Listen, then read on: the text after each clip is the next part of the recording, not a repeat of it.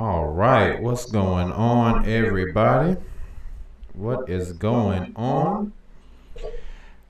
Sorry for the delay, but this is a whole new thing that I'm doing tonight.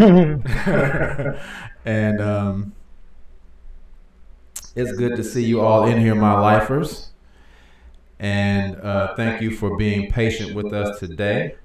I am doing a whole new thing. It literally took me 12 hours to get this thing set up.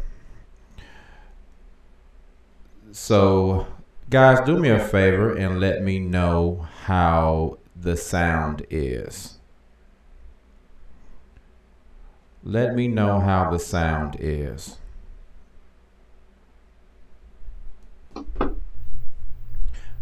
Let me know how the sound is, please, my guys and girls. It's echoing. Okay. Okay. All right. Let's see here. Let's give me a moment to try to fix that. Let me see something.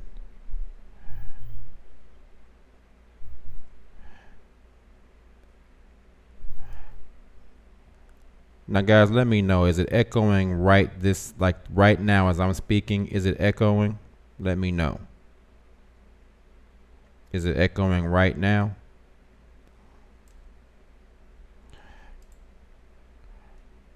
Is it still echoing? Let me know.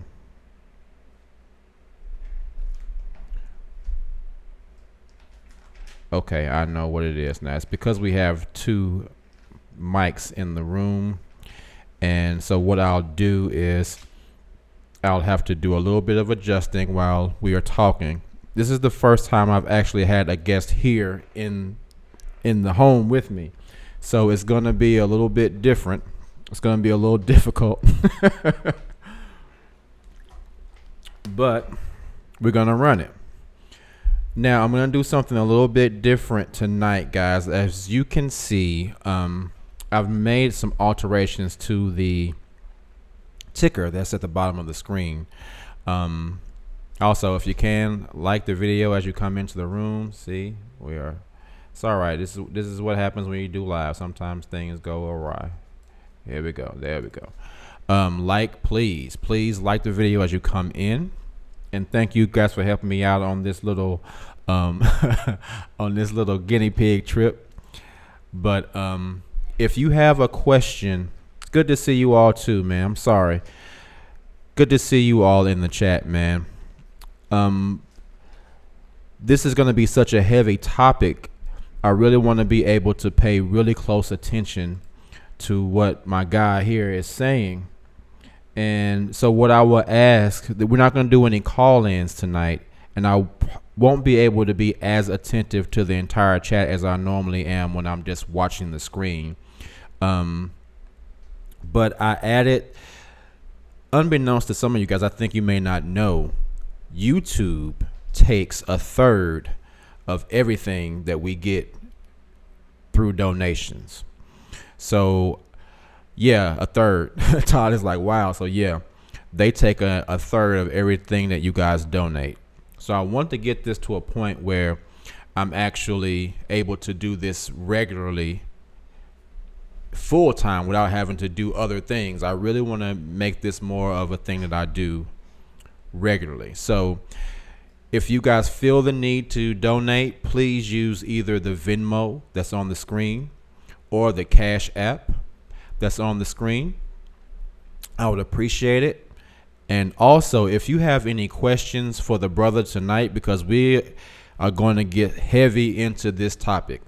If you have any questions, please, just as a way that I can see that someone has a serious question, use the super chat for that thing. So that way, if someone has a question they want to ask the brother, we can I can see that it's been super chatted. It'll draw my eye to it, and then I'll be able to ask the brother a question if he wants to answer it.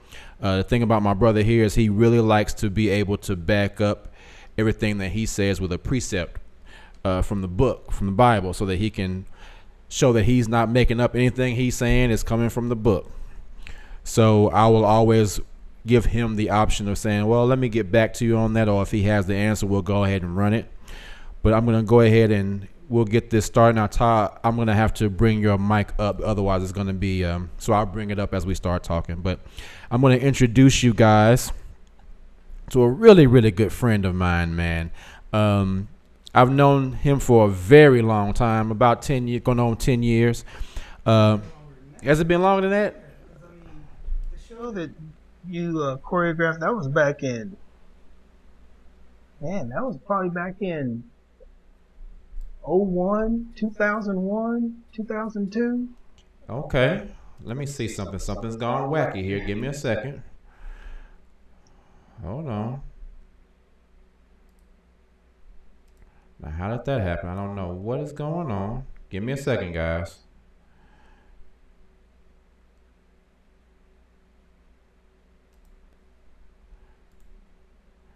Oh, boy. Okay, let's try this again. There we go. So, yeah, it's been a minute, right? Yeah. Okay. So this is my boy Todd, my man Todd. What's going on, y'all? And we're gonna go ahead and get into this topic. I know it's gonna be a little bit of echoey, but as I talk to him, I'll turn it down and we'll make sure that everything is straight. Todd, if you want to, you can pull up. Everybody's giving you compliments. They're saying you're looking fly, brother. Okay. I appreciate it. I ain't doing nothing. All right, so let me make sure that everything else is straight. Turn this mic down. That may fix things a little bit too. The iOS mic is down. We'll mute that one. We'll mute that one.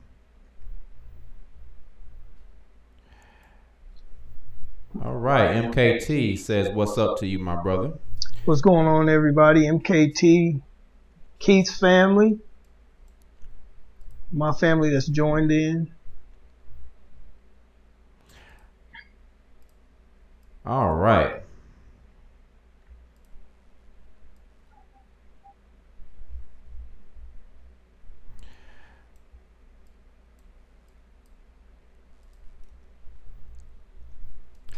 All right, so Todd. Yes, sir. Are you ready? You ready to do this thing, brother? I think so. All right, so let's get this started. Todd, my brother, what exactly is a Hebrew Israelite?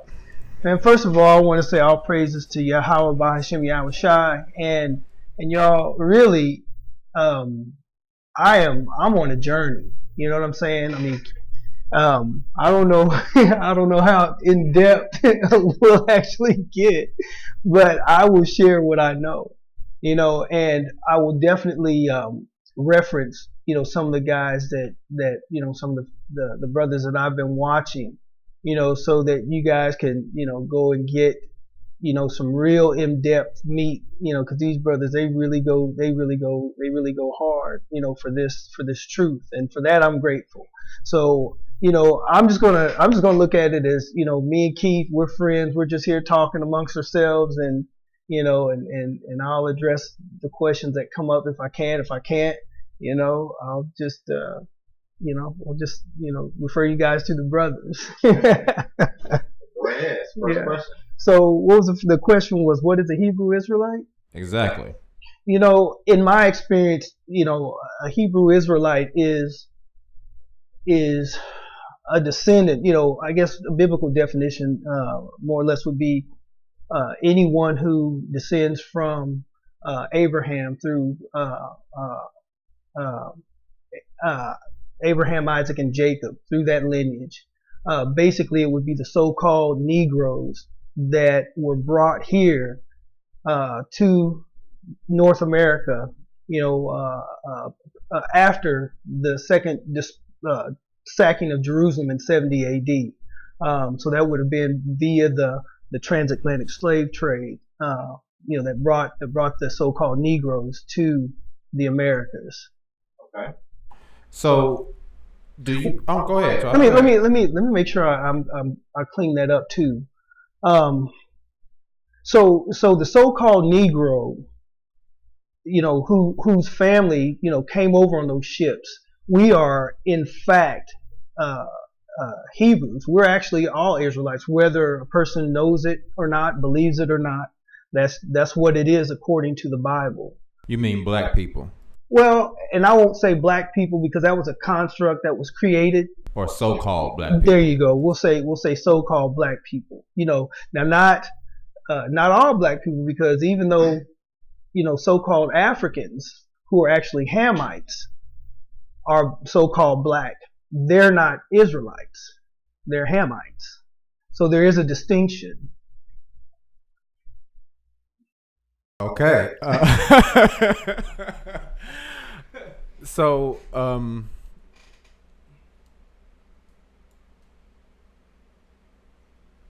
who is the God and the Messiah that the Hebrew Israelites recognize? Okay, so most of us in our American experience, we acknowledge, God, God, that we've been taught in our our Christian experience here in the United States through Christianity. God never really had a name. We just called him God or Lord.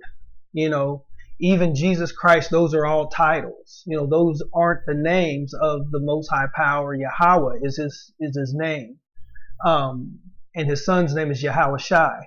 And I'm kicking myself because there was a scripture, there's a precept that I want to pull up for that in Psalms. It's a riddle, actually. It's really cool because it asks, who can name his name?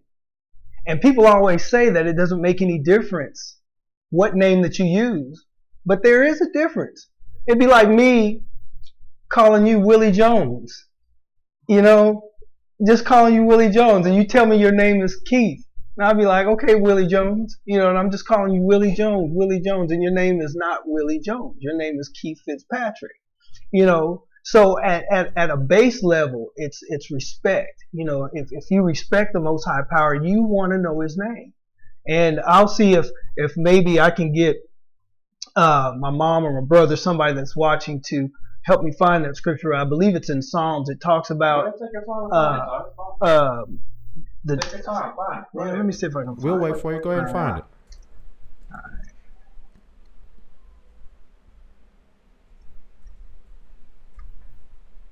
Let me see if I can find that.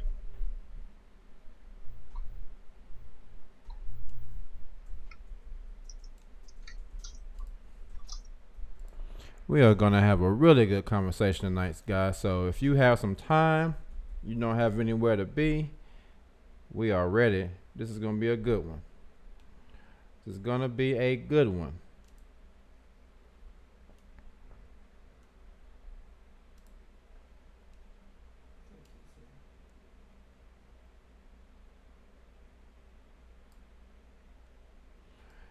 And while he is looking up that particular precept, let me shout out everybody who's in the chat that I didn't get to say hello to while I was trying to get everything set up. What's going on? Aramis, of course, Seventh Heaven, wonderful moderator, XJW, Survivor, what's going on? What's up, D Brown? My boy Aramis, my man Aramis, how you doing, man? Gypsy Lily, Last Girl, how are you? MKT, good to see you in the building. Great Dane, always a pleasure. Daniel Brown, JJ Jr., good to see you.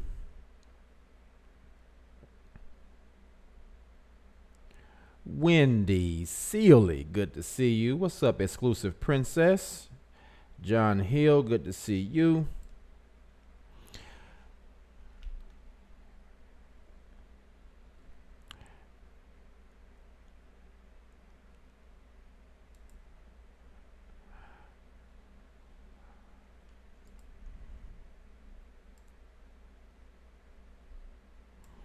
All right. Great. So again, guys, if anyone has any particular questions, please feel free to put them in the chat. And totally don't mind anyone saying anything, any questions or comments that they have about what we're learning today. That's the whole point. We like to converse and talk about whatever we're talking about. The thing is, it's like the moderators are saying, we just want to make sure that everyone understands that we are all learning. All of us are learning. None of us know everything. So we're all here to learn. And I've had some really good conversations with this brother. And even though he and I don't believe exactly the same, he is my brother. And I got love for this brother. And he's told me some things I thought, well, I've never even thought about it like that. You know what I mean? So we can all learn from each other. It doesn't matter if we believe exactly the same way or not. We can still love each other and be brothers. You know what I mean? So that's the point of this whole show, is to get a different spin on, or a different perspective on what someone else believes. That's why we're here today. We're going to make this thing happen.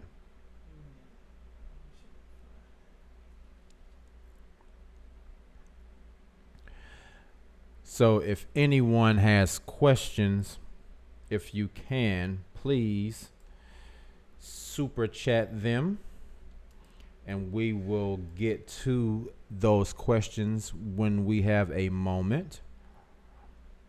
Or if I just happen to look up and see something that is a really good question. But I'm not going to be concentrating on the super chat as much, or the chat as much. Okay. All right. You know what? Maybe I can come back to it. Okay. But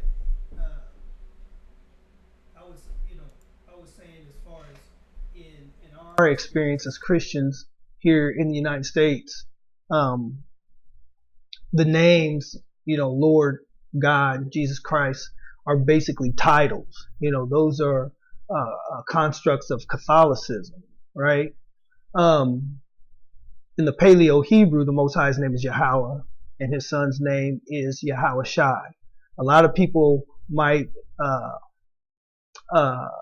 say Jehovah or Yeshua, but in the original Paleo Hebrew, there were no vowels.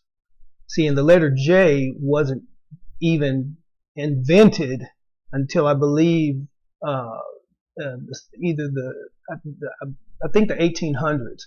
And I forget the name of the Catholic monk that actually came up with the letter J. He was just kind of messing around with the letter I and added the hook, and hence the J came into that alphabet. So the name Jesus, that wasn't even a part of the Hebrew language, because, like I said, the J was a invention that came way after, the Messiah's passing. Why was the reason for the name change? Well, I mean, there's probably a plethora, but the one that sticks out most importantly to me is that they never wanted you to be able to call on the name of the Most High. You know what I'm saying? Because deception by any other name is still a deception. You know what I mean? And a lot of us have worshipped in error. The Bible says that we're to worship, the Most High power in spirit and truth, even if it's the name. You know what I'm saying? If it's spirit and truth, then we need to earnestly do our due diligence and find out what is the truth. You asked me, kind of what led me to this whole system of belief, and I'll go ahead and insert that right now. It's it was a life event that caused me to go deeper in my spiritual walk. You know what I'm saying? I was separated, and it looked like divorce was imminent. And at that point, I just began to cry out to the Most High, because I've been in church my whole life. But I thank the Most High that my mom was a seeker. We went to, the Kingdom Hall like you did. You grew up in the Kingdom Hall. We went to the Kingdom Hall for a while. We were raised in a Baptist church, a so-called Black Baptist church, that our whole family went to, cousins, aunties, uncles, relatives of all sorts who grew up in that church. We went to storefront non-denominational churches. My mom was,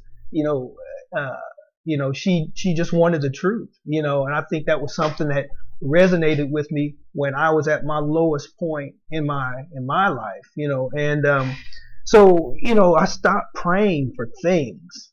I stopped praying for help and the ability to do this, that, and the other. And I was just like, you know what, man, I'm just fed up. I just want the truth. I don't care what it looks like. I don't care where I have to go to get it. I just want the truth. And so, man, with one foot, in a homeless shelter and one foot in the street, I just began to cry out, and I believe with all my heart, that's when the Most High just started bringing things to me. And, radio shows, books from friends, different things like that, man. I shut off the TV.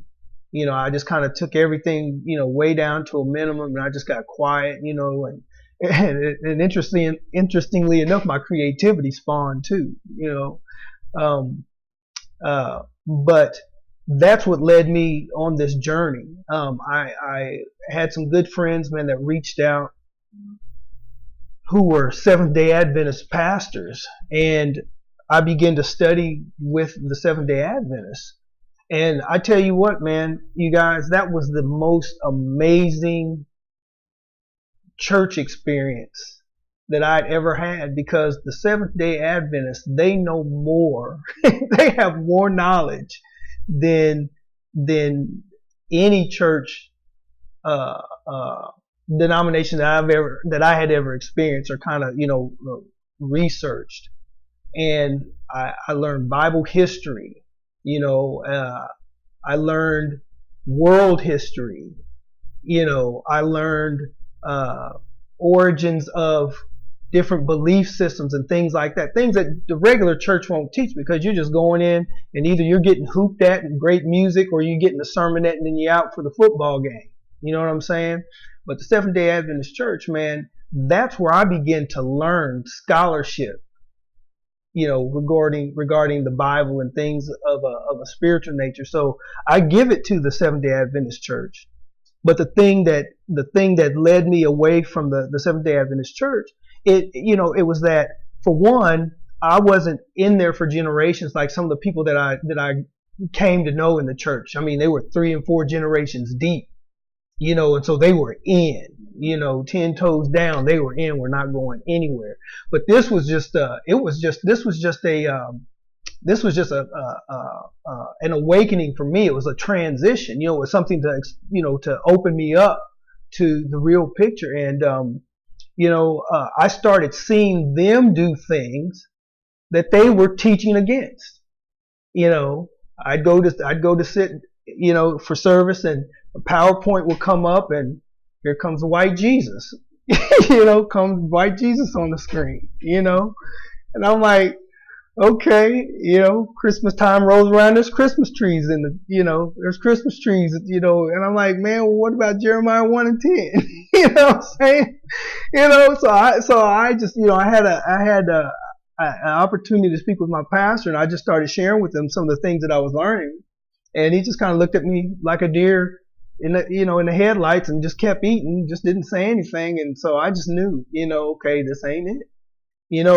And what I realized is that the church, religions, that were created, Seventh-day Adventists, Jehovah's Witnesses, Mormons, Anglican, Baptist, Protestant churches, whatever they are, their founders were basically all slavers. They were all slavers. They all had slaves. You know, So that's just one thing. You know Are what I you mean? saying that the creators of like almost every religion, all of them were slave owners? Even you know, I found it odd. Even when I started studying with the Seventh Day Adventists, my buddy Greg told me, he said, "Well, hey, now got to tell you now, there's two different conferences." And he just said one's a white conference and one's a black conference. I'm like, what the heck is that all about? You know what I'm saying? And it was just so weird, and then the thing with Ellen White, their prophet, there was always this cloud of smoke around her ethnicity, and they never would say, what she was. But one of the main things that got me about the Seventh-day Adventist Church that really got me to thinking is that their prophecy knowledge is pretty legit. And they would always talk about the diaspora of Jerusalem in 70 AD, but they never would tell you who the people were. And I found that odd because we're those people that fled. You think about it. Moses, the story goes, his mother sent him down the Nile River, which is in Africa. He landed at the Pharaoh's palace, which is in Egypt, which is Africa. Well, how come if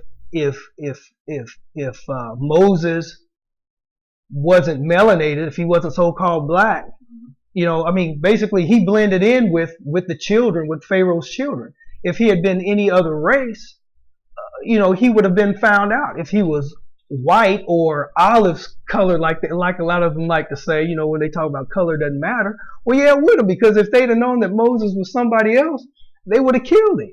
You know what I'm saying? Just like Joseph,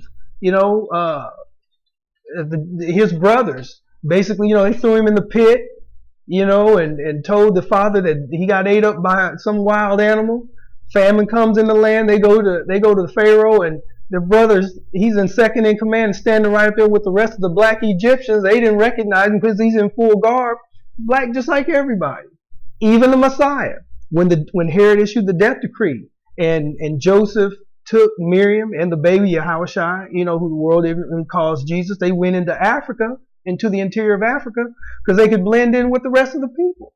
You know what I'm saying? So it all began to ring true. And I said, man, there's more to this story, and so I began to ask the Most High for truth above all things. I just wanted the truth. I didn't care what it looked like. I didn't care where I had to go to get it. All I wanted was the truth, because I was fed up with the lies. You know what I'm saying? Let me ask you this, Todd. We had a really good conversation one day, and I think it was when we were on our way to Atlanta. And I was asking you about the Bible, who wrote the Bible, and what was up with King James. Because according to the research and things that I had heard about King James, everyone had said that King James was like this homosexual that was used to write the Bible. But then you told me that wasn't true. You told me that was inaccurate. So can you clarify what your take on who King James is? Right. King James, he was a Scottish king. He was black. He was so-called black. He had a court. He had Moors in his court. Those Moors are probably Ishmaelites or Arabs. They were dark-skinned brothers that they had. They called him the Stuart King, or the little black king, or he was a brother, and one of his biggest enemies was the Roman papacy. So anytime the papacy is involved, it automatically, if a person has been studying, anytime you hear that the papacy is involved, you automatically stop and say, okay, if the papacy is involved, there's some kind of underlying current here, because the papacy's intent is to be the universal church. The Pope, he claims to be the vicar of Christ himself in the earth, able to change times and laws, God's times and laws, and reinterpret the Bible as he sees fit. See what I'm saying? So anytime the papacy is involved or they're in opposition with somebody, you know that there's something amiss, and you just got to do a little research. But the whole deal about King James being a homosexual, that story came from, what was that dude's name? His name was Anthony Weldon. There was a conflict between he and King James, and after King James died, Anthony Weldon published this documentation and just basically defamed King James, but that was at a point where King James couldn't even defend himself because he was dead. But if you do your research on Anthony Weldon and the homosexual conspiracy, you'll find all that information. You'll find that information. All right. Yeah, that was. Yeah, when you when you told me that, I was like, "Whoa!" I had no idea. I had never heard anything like that. But here's the thing. I'm going to address. I have been glancing at the chat as much as I try to not do it. I can't help but glance over here. And a lot of the people who are here, are no longer believers in the Bible.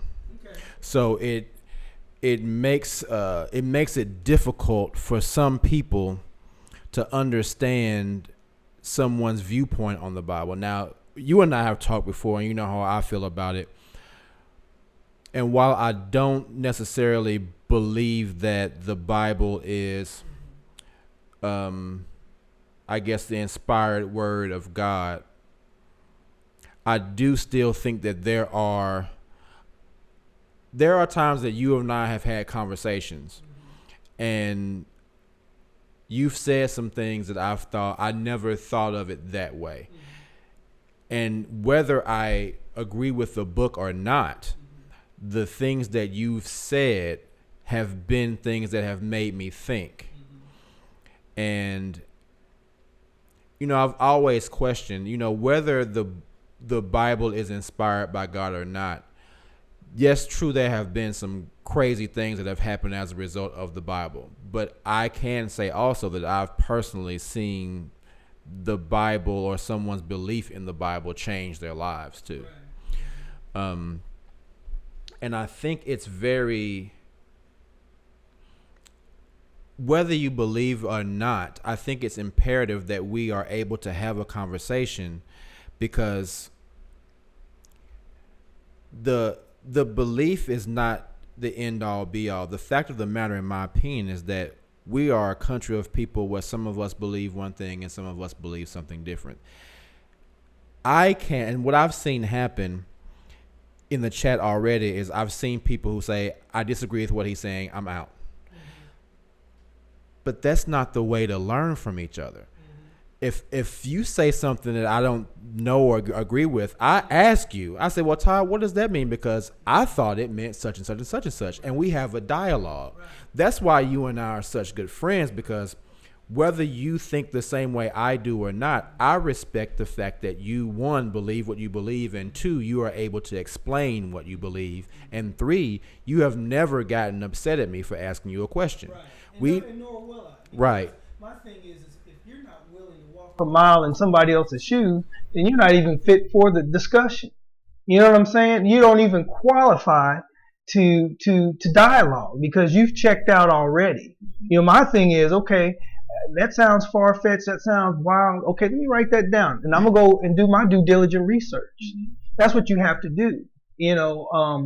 And I didn't mean to cut you off, but I understand what you're saying about the Bible, and I agree. With your contingency, because we learned Christianity.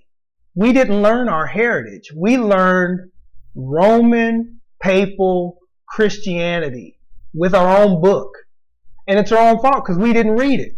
So right there. Mm-hmm. That's something I wanted to ask you too, because I have it on my list. What is the main difference between what you believe and what, say, a Christian or someone who purports to be a Christian or studies Christianity believes? Christians, whether they're black, white, Chinese, going to these churches in the United States on Sunday, that's what they are. They are Christians who believe according to Roman papal dictates. They go to church on the venerable day of the sun, the Sunday. They don't honor the Sabbath. They don't see the sacredness in the Sabbath. Okay? They follow after the customs of the heathen, Christmas, Thanksgiving, Valentine's Day, Mother's Day, April Fool's, all of those customs that we were given after we landed on these shores and were enslaved. Okay? See, the difference in Christianity and knowing who you are as a Hebrew Israelite and embracing that, the Bible is our heritage. It's a history of our heritage. It's a story of a people, who forsook their power and who fell out of graces with their power and went into all forms of slavery. That's why we're still suffering today, pursuant to Deuteronomy 28. Man, I dare anybody in this chat room tonight to read the book of Deuteronomy 28 and see if you don't see our people in that book. We are the only people, we are the only nation of people that have been enslaved by every other nation on the face of this earth and are still dealing with the repercussions. We are in the, man, come on, man. We are in the land of our captivity right now. Y'all seen the woman get shot 5 times by that police officer. That happens every day without consequence because we're despised. We're the hated. We're on the bottom, and that's what the Most High Power said would happen to us because of our foreparents' disobedience and our continued disobedience of not honoring and returning to the laws and statutes and commandments that He gave to His people, the Israelites. He didn't give those laws to anybody else, Are you saying that slavery happened because we didn't listen to Yahweh's commandments, and so He allowed black people to be enslaved as a means of punishment? Yeah, that's exactly right. That's exactly right. There was something else I was going to add to that. What was I going to say? Deuteronomy reads, it reads like a playbook. You read the book of Deuteronomy and you see all of the things that have befallen our people, from the beginning. Look, the Bible is the only book on this earth that has predicted the end from the beginning. Everything is in the Bible. Before it happened, Alexander the Great, his conquest, his history, his lineage, the world wars, the coming World War to bring about, World War I, World War II, all those wars, the coming war to issue the return of the Mashiach. All of that's in the Bible. The Bible is the only book that has foretold the future from the end, to the beginning and back, and back again. That's what makes the Bible the most powerful book on this earth. And that's why the Bible has been tampered with and manipulated, and misconstrued, because it's the most powerful book on the face of this earth. And again, addressing the issue with your contingency, yeah, we thought that the Bible was a white man's book or the white man's religion, Christianity, because again, we learned the Bible here in these United States from our oppressors who didn't let us read. We were killed for, learning to read, things of that nature. And even the pastors that they gave us, they had overseers to make sure those pastors taught what they wanted them to teach. And that's still going on in the church today. That's why you got a bunch of dope music, a bunch of huckabucking and dancing and carrying on, and you ain't getting none of this. None of this, Let me ask you this, Todd. I think I've seen this question in the chat. I want to make sure. um, that I have the question right, even though I did ask that you guys super chat. I'll give you guys this one because I think it's a good question. Where or how did the Hebrew Israelite movement get started? I don't know. I really don't. But I do know this. Ezekiel, the prophet Ezekiel, I believe it's in chapter 37. But if you will study the prophecy of the dry bones, that's exactly what's happening right now. The northern and southern kingdoms of the tribes of Israel are waking up in the land of their captivity to who they are. That's what's going on. That's what you're seeing. You see all these camps on the street. You're hearing about the Hebrew Israelites because the Negro, the so-called Negro, so-called black man is waking up to his true identity. Everybody can feel it. I even talked to, Caucasians, you know what I'm saying? They feel it. They don't know what it is. They feel a shift coming. And even, I won't even get into that. I might get fired. But lose your gig. But what do when you talk to a white person about this, like what are some of the things that you would say to because I've seen how white people react to, because I've seen Hebrew Israelites downtown here, and I've stopped and watched them talk, and I've seen how the white people that walk by react to what they're saying. They're either very dismissive of them, or they have this look at where they look at them like they're disgusted by what they're saying. Or sometimes I've seen them just stand there and really just listen and not say anything. And I've really been surprised at seeing some of these white people downtown looking at these brothers speaking, and they'll just literally look transfixed on what they're saying. And I'm thinking, I never would have thought I would see the day where the white people would just stop and look at what the Hebrew Israelites were saying, even though they're saying things like, you're a devil, or you're going to be destroyed. Yeah, and I think a lot of that, the brothers like to use the term cognitive dissonance. That's the disdain that the so-called white people have when they hear the truth of the matter come out. When you look at the history of the lineage of Esau, Edom through Japhet, through the Japhetic people, the Caucasians, just look at the history. It wasn't us that went around the world conquering and raping and pillaging and enslaving and murdering people and creating laws to keep people oppressed and, denying mortgages and redlining communities and different things. That's not our history. You know what I'm saying? So there's a recompense that's going to be repaid. You know what I'm saying? When the Most High Son returns. And I think those that repel, they just want us to get over it and forget it. But at the same time, they want to remember the Alamo. They want to remember 9/11. They don't want us to remember slavery because, man, that one hits home. That's a deep scar that this country is not willing to deal with. I mean, people thought President Obama was going to be of help to us, but see, again, he's a Hamite, and the Hamites and the Israelites were, diametrically opposed one another, and they know that. Those people know that.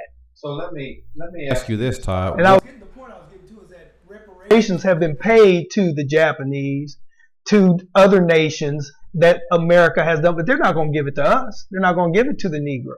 They're not going to do it. Very good point. Now, you made the point about the Hamites and the Edomites, I think is what you said. I think you actually told me that there was another name for. Well, let's do this. Let me ask you this: how can you explain where the division of people came from between like the black people and white people. I think I remember you telling me this story, how it happened inside the womb and they were separated. And even since that, there's been more learning, because the story of Jacob and Esau, Rebecca and Isaac's kids, the Most High told Rebecca, that she had, the boys were in her womb fighting, and she was asking why was it like that. The Most High said, well, you got two manner of people in your womb, even though they're twins, and further study, it's Jacob, I'll probably get a lot of backlash from my Israelite brothers that see this, because they're kind of split on this, but I'm really doing my due diligence on this point right now. Esau and Jacob are diametrically opposed against each other. There's that perpetual hatred, and there's still that perpetual hatred and disdain to this day. That's why we're treated the way we're treated. I mean, y'all can see that, and this is all biblical. This stuff was foretold before we even got here, and it's still being played out to this day.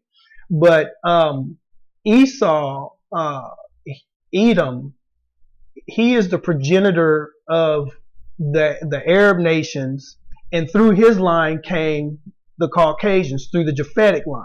You know what I'm saying? And so that's where the so-called, what we call white people, that's where they come from. They come through Esau down through Japhet and Ashkenaz. Those are the Jews that are in Israel today. They're not Jews. They're Jewish. We are Judah. We're the Judites. That's our land. And again, when you study the diaspora of Jerusalem, 70 AD, you'll see that we fled from that land. And even closer to today's history, I believe in 1948, the Balfour Declaration. If you do your research on the Balfour Declaration, you'll see that Balfour and Rothschild, that agreement put together the state of Israel, and they put those people in there. And that's why Palestinians will tell you that land is occupied, that the Jewish people that are there today don't even belong there. It's not their land. You can go and do your research on the Egyptian president Abdul Nasser, who talks about the Jews having fled that were black, but y'all are in here and y'all are white. There'll never be peace, because y'all aren't the real people. That research it's available, but you gotta want to know the truth.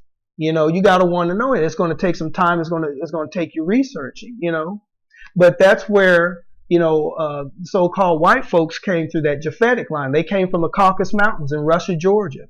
They came out of them mountains, came down, and man, they started they started decimating this land. That's where the bubonic plague came from.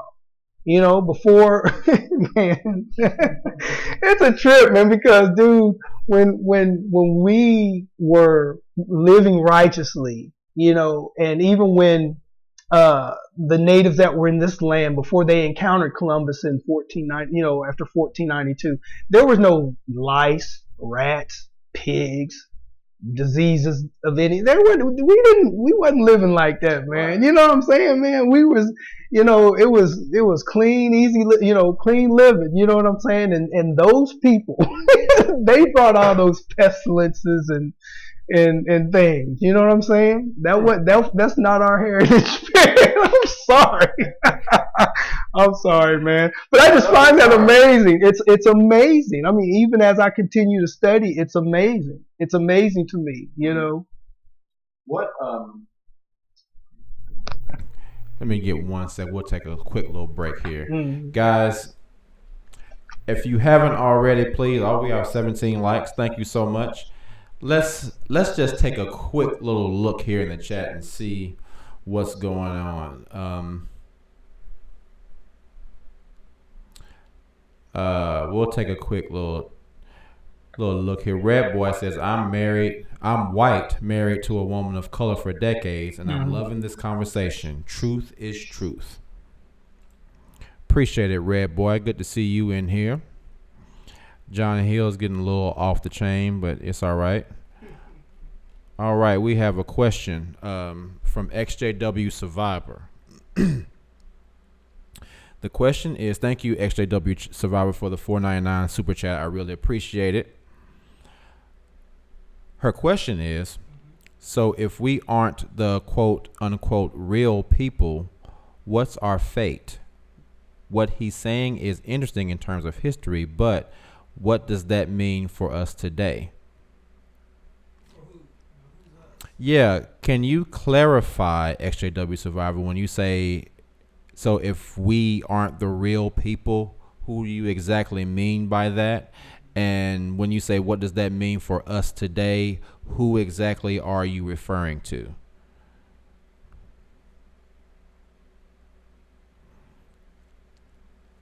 Who exactly are you referring to when you ask that question? I'm not sure I understand what she means by I kind of do, but I want to make sure I know who she's talking about. Okay. Okay. Yeah, we'll let her Well, clarify I that. might be able to answer that. I mean, we'll just run with it. So, if you go to your Bible, I'll just do it like this. Yeah. If you go to your Bible and you go to Revelation 21:12, here, I'll just read it. Let me see. Revelation 21:12. Okay, so this is the vision that the Most High gave to John, and he's seeing the new Jerusalem. And verse 12 says, and had a great wall, and high, and had 12 gates, and at the gates 12 angels, and names written thereon, which are the names of the 12 tribes of the children of Israel. Okay, so you first of all you got to do your research and find out who the 12 tribes are. Because the Most High, he deals with nations of people. You know what I mean? He deals with nations of people. I mean, he dealt with individuals, but on a whole, he deals with nations of people. Verse 13 said, on the east 3 gates, on the north 3 gates, on the south 3 gates, and on the west 3 gates. And the wall of the city had 12 foundations, and in them the names of the 12 apostles of the Lamb. Okay? And those 12 apostles of the Lamb would have been the disciples pretty much. And the Lamb would be Yahushua or Jesus Christ. Now, if you precept that verse, and that's what we have to do, y'all. When we read the Bible, we just can't read and take a scripture and build a case on one scripture. We got to learn how to precept the Bible, because to truly understand the Bible, it says that you have to read the Bible line upon line, precept upon precept, here a little in the Old Testament, there a little in the New Testament, back and forth, precept upon precept. So I'm going to grab another precept to go with Revelation 21:12, and it's found in, let me see, Ezekiel 48:31 through 34. And it says, Ezekiel chapter 48 verse 31 says, and the gates of the city shall be after the names of the tribes of Israel. 3 gates northward, 1 gate of Reuben, 1 gate of Judah, that's where I come from, that's where we come from, and 1 gate of Levi. Okay? And at the east side, 4,503 gates. And I still got to research what that is, because it tells you there's 12 gates, but it says 4,503 gates. I'm not going to act like I don't see that and skip over it. And 1 gate of Joseph, 1 gate of Benjamin, and 1 gate of Dan. So there's the 3, Joseph, Benjamin, and Dan. And on the south side, 4,500 measure and 3 gates, 1 Simeon, Issachar, and Zebulun. So there's the 3 gates of the other 3 tribes. And then Gad, Asher, and Naphtali. So there's 12 gates with the names of the children of Israel on those gates. And so the nations that are not a part of the 12 tribes, as far as what I'm seeing, will actually go into they will be servants for the children of Israel. Now we can find that in I think that's Isaiah 14. Let me see here. I think it's Isaiah 14. And see, these are the books of the prophets.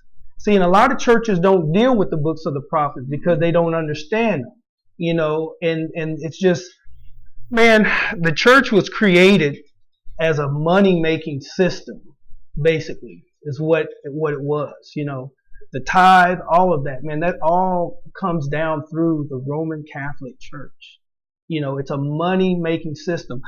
Basically, go to church this week and ask your pastor if they hold a 501c charter. Just ask your pastor. If your church has a 501c3, they can't teach you the truth because they're bound by that charter not to teach you the truth. That money goes, a percentage of that tithe, that money goes back to the Roman Catholic Church. See? It's a big system. It's a big money-making system is what it is. Okay, so let me get Isaiah 14 for that. 14, 1 and 2. Okay. 14, Isaiah chapter 14 verse 1 says, "For the Lord will have mercy on Jacob." That's us. That's Israel. Jacob is Israel. And will yet choose Israel. That's us. Okay. It says, "I will yet have mercy on Jacob and will yet choose Israel and set them," the Israelites, "in their own land." Okay. And the strangers, so you have to ask yourself, well, who are the strangers? The strangers would be those other nations. Okay. "Shall be joined with them and they shall cleave to the house of Jacob." Okay. Jacob is just another way to say Israel, Israelites. Okay. "And the people," the Israelites, "shall take them," the strangers, the other nations, "and bring them to their place," to the New Jerusalem, the Israelites' place. "And the house of Israel shall possess them," shall possess the other nations, "in the land of the Lord, Yahweh, for servants and handmaids, and they shall take them captives, whose captives they were, and shall rule over their oppressors." So that's the end game. That's what happens. You know what I'm saying? And the Most High is a fair and just, He's a just God, man. He's a just God. And we, y'all look, we went through and are going through these curses, and the people that wrought these atrocities against the Most High's people, they have to pay a recompense. And that's what it's about. When Yahushua comes back, He is not coming back, singing love songs and bringing Care Bears, man. He's coming back to recompense the nations that spoiled his people, and He's going to make things right. You know what I'm saying? And so that's the beauty of the gospel, man, because you think of all the atrocities, man, our forefathers being drawn and quartered, chains on this arm, on this leg and that leg, and horses, pow, body split, pregnant women whose stomachs were cut open and the babies falling to the ground and the oppressors stomping the babies in the head, the picnics after church back in the South, hanging the brothers and then cutting off their genitalia and taking their skin and making belts and purses and shoes, taking our babies, in the bios and swamp lands down in the South and using the babies, babies to chum the water so they could catch those big alligators to make belts, purses, and shoes, man. I mean, and that's just, I was on the way home the other day, right?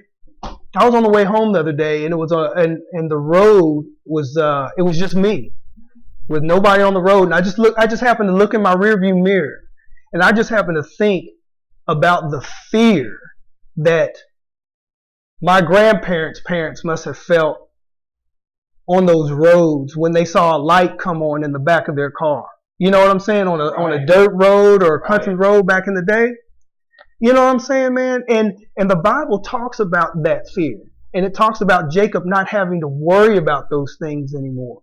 Man, it's a beautiful thing, man, when you take that Bible and you devoid yourself of the papal Christianity that you learn in these churches, man, and you just need to sit down and read it and ask the Most High for wisdom and for truth. And you've got to not only precept the Bible, but you've got to make sure you are looking up these words. I don't even care if they're words that you think you're familiar with, because, in the Hebrew, just like the word world, it has more than one meaning. That's why people are so bent out of shape about about the true gospel of the Bible, which is from a Hebrew standpoint, which the Messiah was, Yahushua, or the world, who they ignorantly call Jesus Christ. He was Hebrew. So that's the standpoint that he taught this Bible from, not from a Roman, Constantinian, papal viewpoint.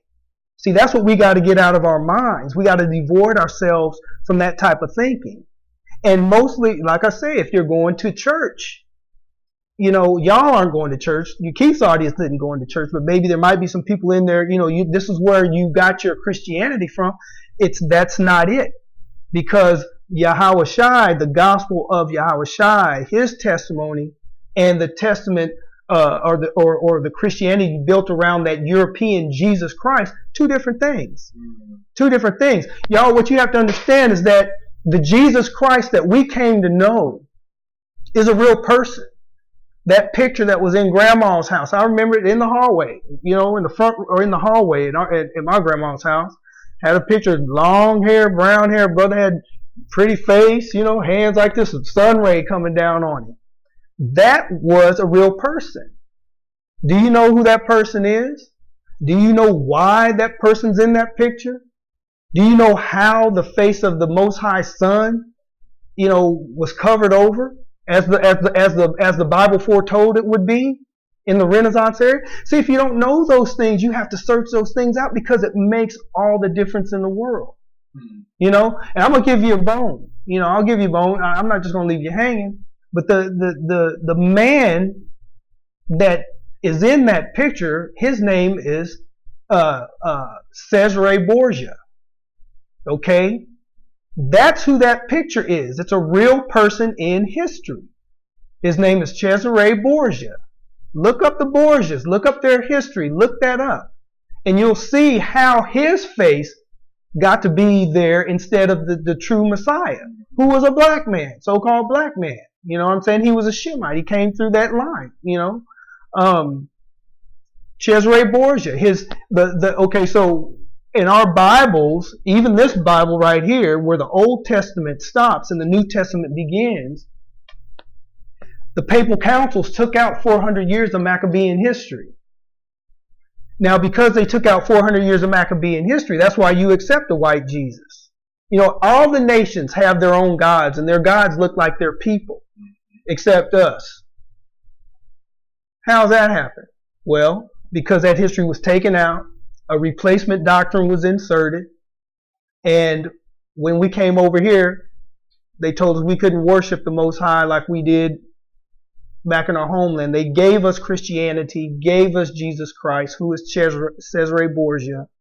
Pope Alexander VI, that's his second son. Pope Alexander VI reigned during the Renaissance period. Now you got to figure, okay, what was going on in the Renaissance? See, it gets to world history. This Bible parallels world history, and you can't divorce the two, because it's all in there, and this is what happened.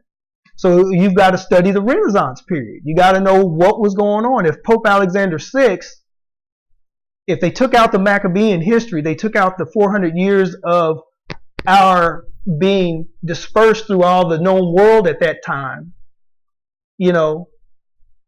then you have to figure that out, because in the New Testament, when you hear Paul talking to Romans, Galatians, and Corinthians, you think he's talking to Caucasian people. And he's not. So I'm going to challenge your constituency to look at the New Testament, look at the very beginning of some of those books, because Paul is talking to the scattered, those that were scattered abroad. Those that were scattered abroad. He was talking to his kinsmen and his brethren. according to the flesh. Now, if I ask you, who your kinsmen according to the flesh are, who are they? My immediate relative. That's right. So that's who Paul's talking to. That's who Peter were talking to in the New Testament. They were talking to their kinsmen who were Israelites. You know what I'm saying? Not Greeks, not Idumeans, not Caucasian Grecians and Romans in the New Testament. That's why people get that's how they get so confused. You want to say something? Go ahead. No, I'm listening. Yeah. But that's how they get confused. That's how we were all confused because of replacement theology. You know what I'm saying? Well, okay. Let me ask you this. What is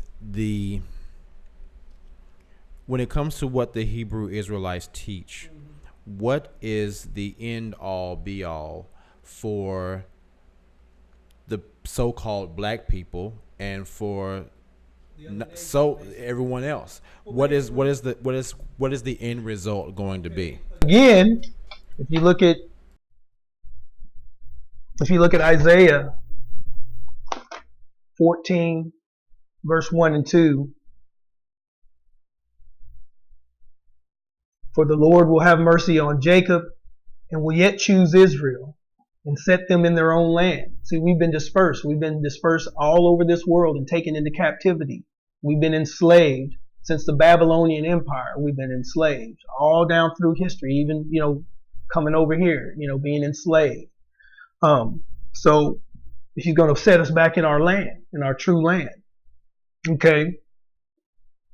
And the strangers that shall be joined with them, and they shall cleave to the house of Jacob.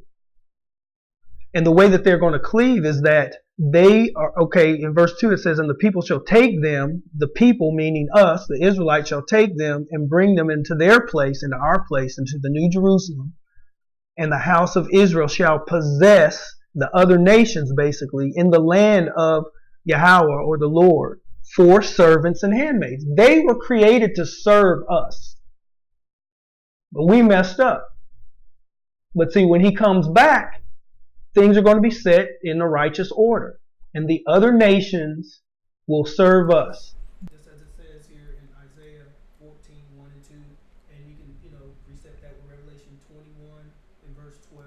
And there are other precepts that you can find that verify that out. But yeah, that's what happens. And long story short, Israel will reign in righteous rulership. The 144,000 men of Israel will reign with Yahushua over the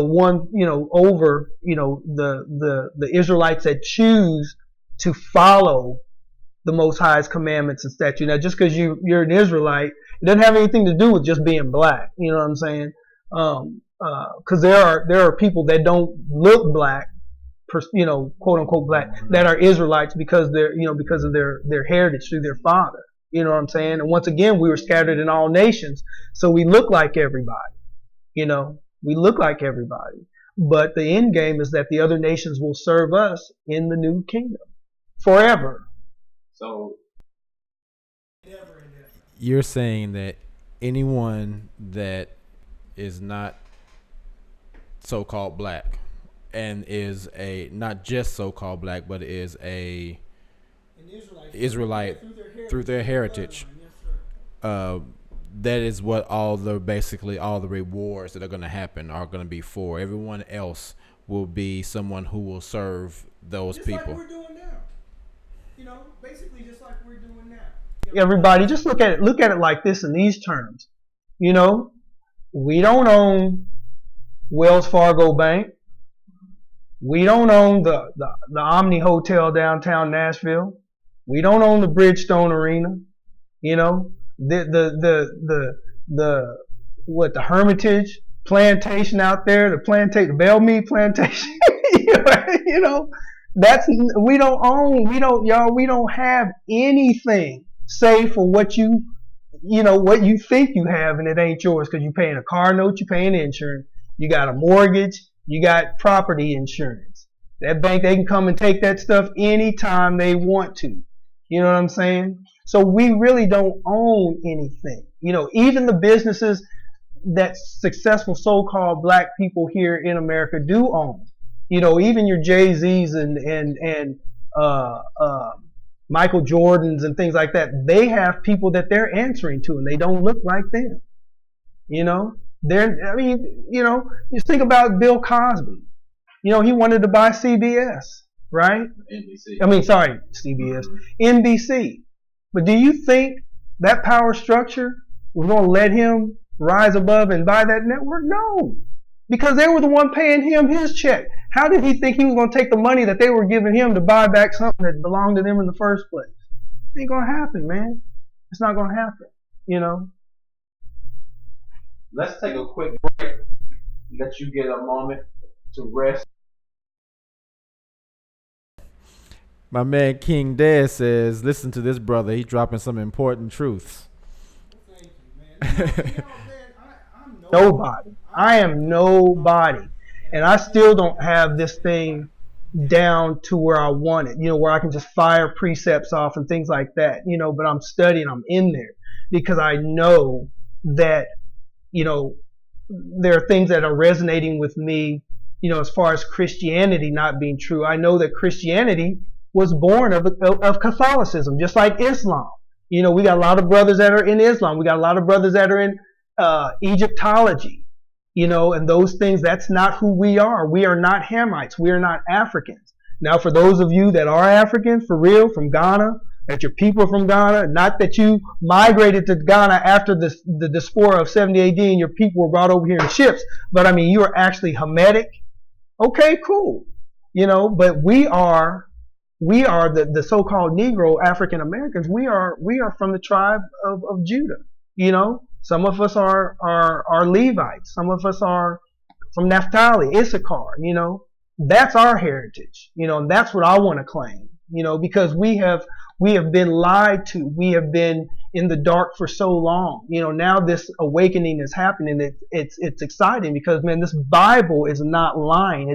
It's a living, breathing document, and we're seeing. That's why we're having this conversation, because the bones are coming alive pursuant to that prophecy in Ezekiel. I believe it's chapter 37 about the dry bones. That's what's going on all across the world. All right, let me look at, before I ask you, how long we've been talking? About a little over an hour.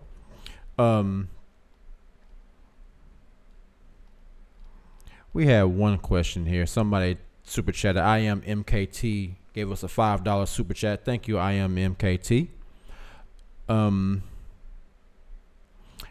Now, before I ask you this question, I'm going to ask you, because I don't want to ask it if it's something that you feel like you are unaware of. And like as I said in the beginning, if Todd feels like he doesn't know something, he's not going to BS the answer, which I respect that.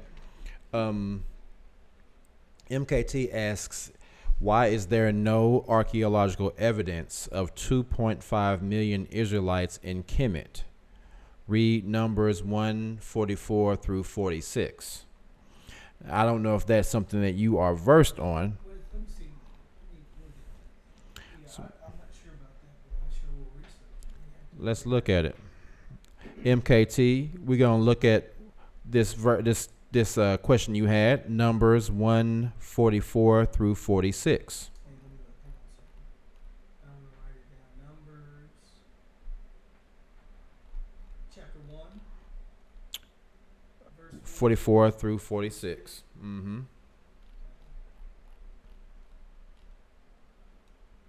And what's her question again?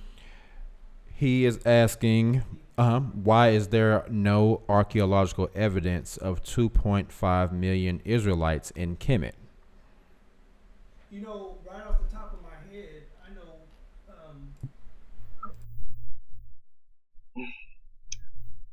You know, and I need to find that because there's some detailed information that talks about our records being destroyed. See, what we have to remember is that all the nations colluded, okay? All of the nations, and see, I need to find that too. They all colluded to wipe the face of us and our history off the continent. That's why the whitewashing and the iconoclasm took place during the Renaissance period. Okay, they covered the faces of the judges. They changed the likeness of Yahushua to Caesar Borgia.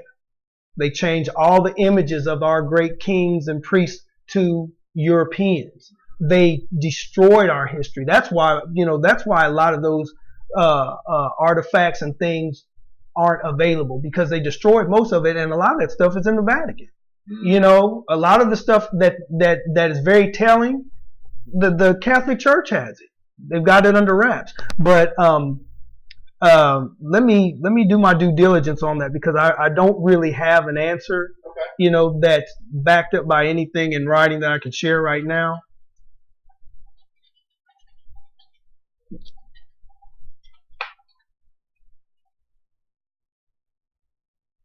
Because there are scriptures that talk about the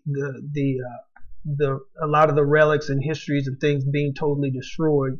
I gotta figure out where that is.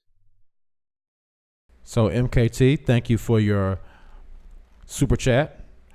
What's gonna happen? Todd said he's gonna look into that, and trust me, I will get that answer to you for that question, and Todd will get back to you. We will get that back to you.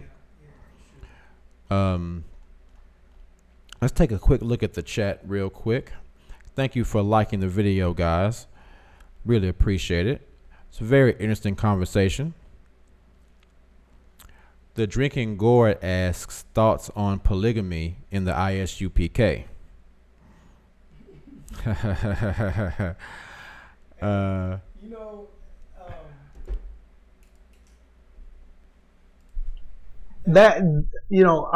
I'm still. Well, I haven't really done my due diligence on that. I know that some brothers do practice polygamy, because in our culture that was common, and then again, we have been, we are in the land of our captivity, so a lot of the customs and things that we used to do, have fallen off,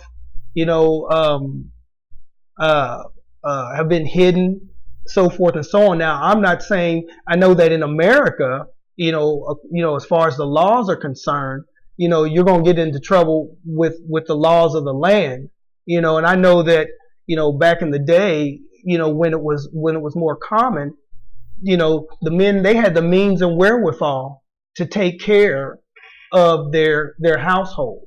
You know what I'm saying? I'm neither here nor there with it, because again, I'm still searching this thing out, and I'm not worried about, man, one woman is enough. What do I need 3 or 4 for? My gosh, you know what I'm saying? One woman is enough, and sometimes one woman is too much. You gotta know how to handle one, much less 3 or 4. And have the resources to do it. So you know what I'm saying? I mean, that's a whole different thing, But I mean, I understand what she's saying. I've even had questions about it too, but that's not something that's on my radar at this moment. That's kind of down in the least of concerns right now. But let me ask you this, Todd, as kind of a way to maybe start to wrap the conversation up. What is the end all be all for, say, do you have to be a direct descendant of, well, actually, before I ask you that, this is actually kind of a good question. Jumanji the Pharisee super chat $2. Thank you very much for your super chat, brother. He asks, if records were destroyed, how do you know your tribe?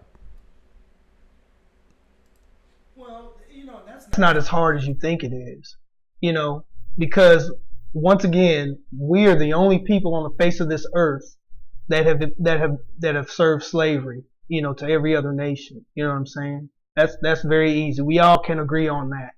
We can all agree, hopefully, that it was the so-called Negroes that were brought over here on slave ships, and served hard labor and built this country on the backs of our forefathers. We can agree on that pretty much. Those people are the people. That's Israel.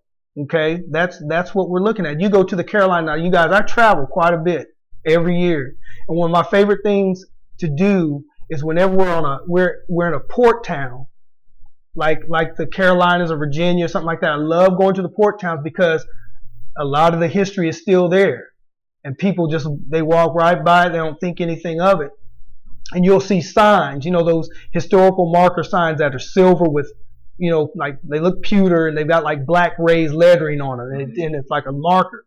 A lot of times you're on the East Coast, you'll see Hebrews sold, and they'll give you a little history about the area, because you'll be on the coastline. Ships came right into the port. There's a sign talking about your ancestors being slaves in those markets. That's why a lot of those towns on the East Coast, they'll have markets, that have been, brought up to date. They may have a little bit of that history, but not much now. It's more, the areas have been gentrified. There's corporate entities in there now, Starbucks and a lot of those types of things. So it doesn't look the same. But if you look deep enough, you can find our history. And so, to your question, about the records and knowing who you are, that's where we descend from. The so-called Negro in America, that foreparents were slaves. We are the Hebrews that fled, or the Israelites that fled Jerusalem in 70 AD after the second sacking of Rome sacked Jerusalem. That's the diaspora. So you can do your research on the diaspora of Jerusalem in 70 AD. We fled from Northeast Africa into the interior of Africa, where the Hamites, or the so-called Africans, sold us into slavery. They colluded with the colonizers, the Europeans, and shipped, and then we were shipped from West Africa. That's why a lot of you guys on your DNA test, you'll see that you have, you think that you have African roots, like in Ghana, Mali, and some of those Western African countries. That's because your forefathers fled Jerusalem, parked there, and then were brought, and then family members were brought over in the transatlantic slave trade.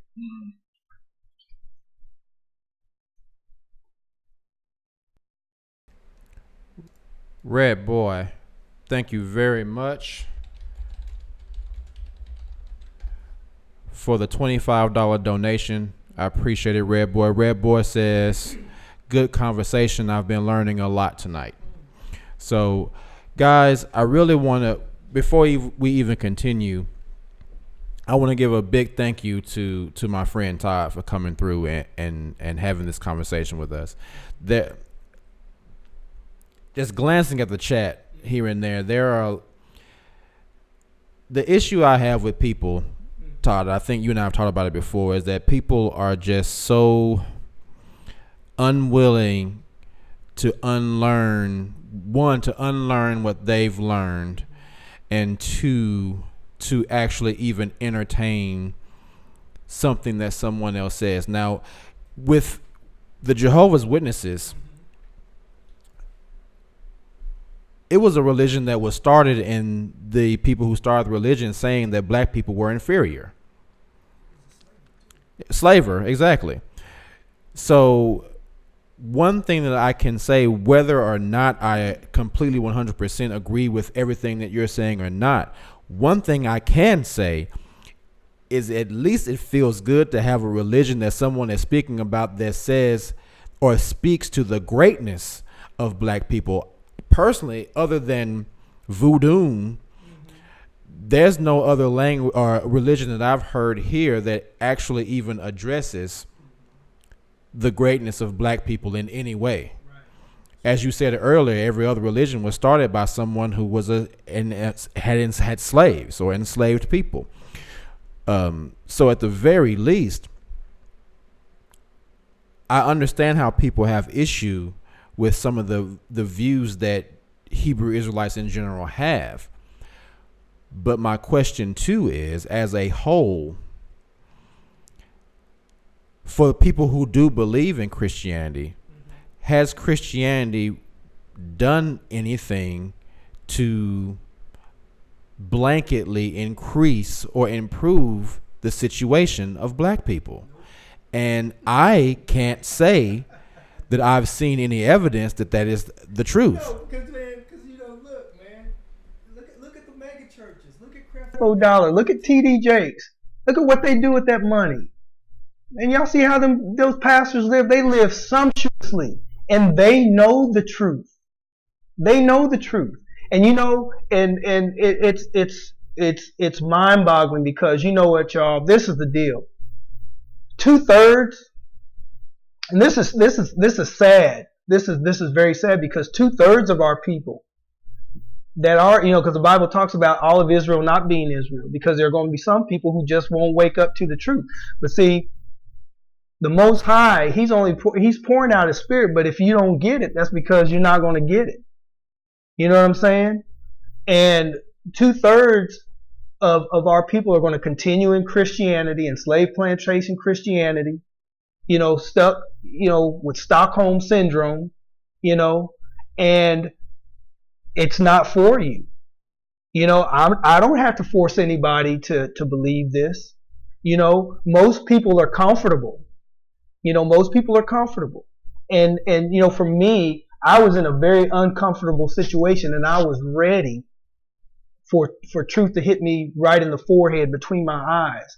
And see, and I don't know if I would have received this truth had that not happened. Had I not hit rock bottom, I probably would be right, because you couldn't tell me nothing, man. I had a beautiful home. It was over 4,000 square feet. I was, touring with my band, doing my thing, records, started my own label, had my own studio in my own home. I was living. I had, basically had made it. People were trying to figure out, man, how did he do that? How did they do that?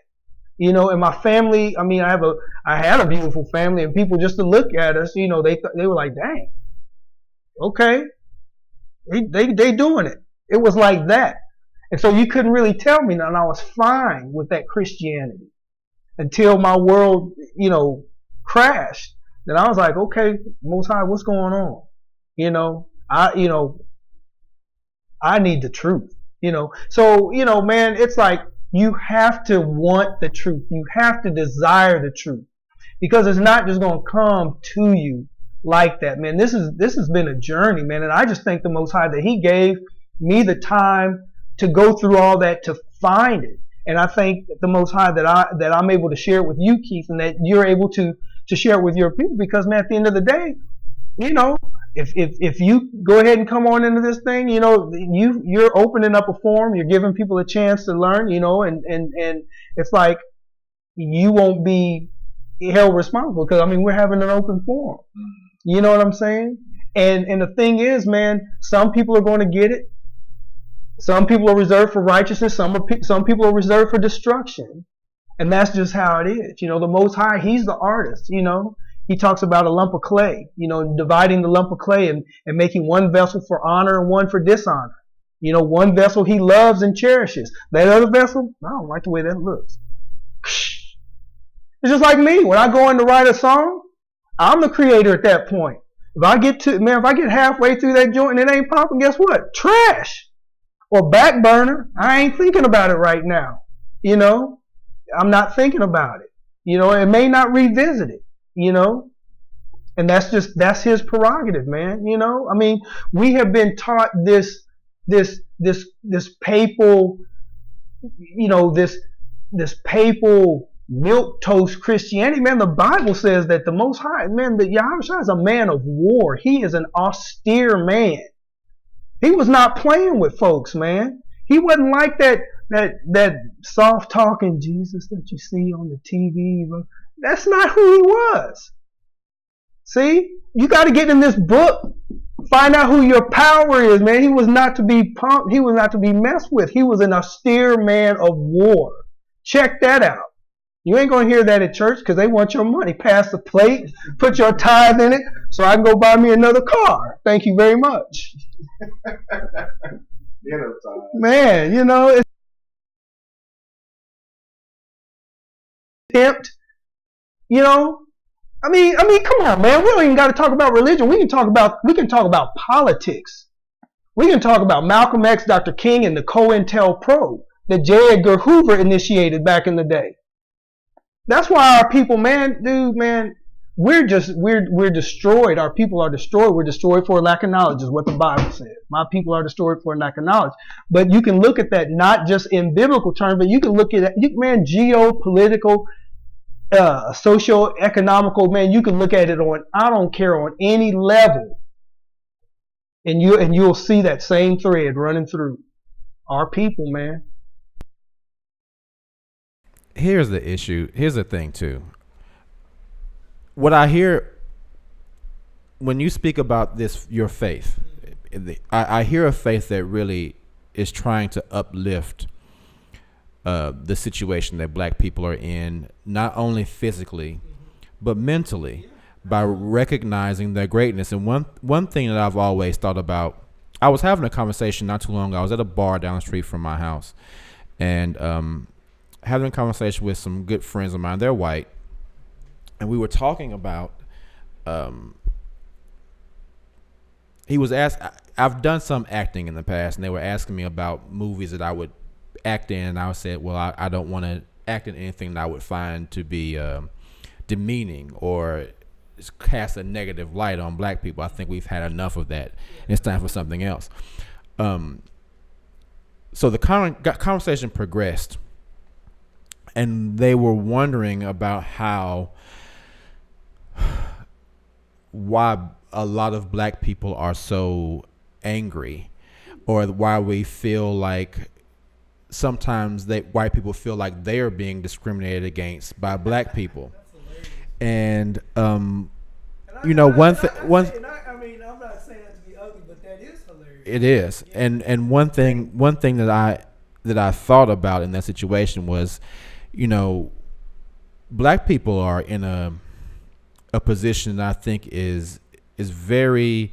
There's no other race that's in our position, and I look at it like, just imagine if you were a man or a woman that walk, because I mean we're supposedly 12% of the population here in the country, supposedly, according to, you know, those numbers. But let's just say that let's just humor it, because I have some issue with those numbers. But we'll just say, all right, let's go by those numbers. So if there's 12 people in a room, one of them will be black. Let's just say that's a man or woman. That man or woman walks into a room. There are 11 other people in that room. And as soon as that man or woman walks in the room, everyone in the room immediately knows that that person was raped, that person was assaulted, that person's family was raped, that person's family was assaulted, that person's family was murdered, that person's mother was raped, that person's father was raped. And as soon as you walk into the room, that person knows that everybody in the room knows all these horrible things that happened to you. How would that person feel? That person would feel ashamed. That person would have a very different outlook on life. But that is exactly how black people are. As black people, we can go anywhere, and any other race that's not black knows that we were raped, we were enslaved, we were murdered, we were beaten, we were taken advantage of. It's like a person going into a room where everyone knows the horrible things that has happened, not only to you probably for being black, but your entire heritage. And that is something that, whether people want to admit it or not, is going to play a part in the way people react to every other person, because we have to have our back up a little bit. We have to be, I mean, you and I have talked about it. We both live out here in Green Hills. We walk around here and they look at us like, who are these niggas and why are you here? In 2019, and I've told people that, they're like, really? And I said, yeah. I walk around, we both do. We walk around with our heads up like we supposed to be here like anybody else, because we pay our bills just like everybody else. But they still, in 2019, look at two brothers that, you know, Todd has a very nice vehicle. Todd dresses well. You know, I have a nice car. I dress well. We walk around with our heads up, and they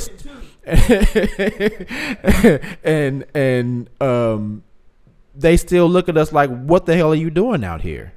So imagine why that's why people are upset. For them to think that they're being discriminated against. No, it's basically just I don't think it's discrimination. It's just having the wall already put up just because you're expecting the worst. Right.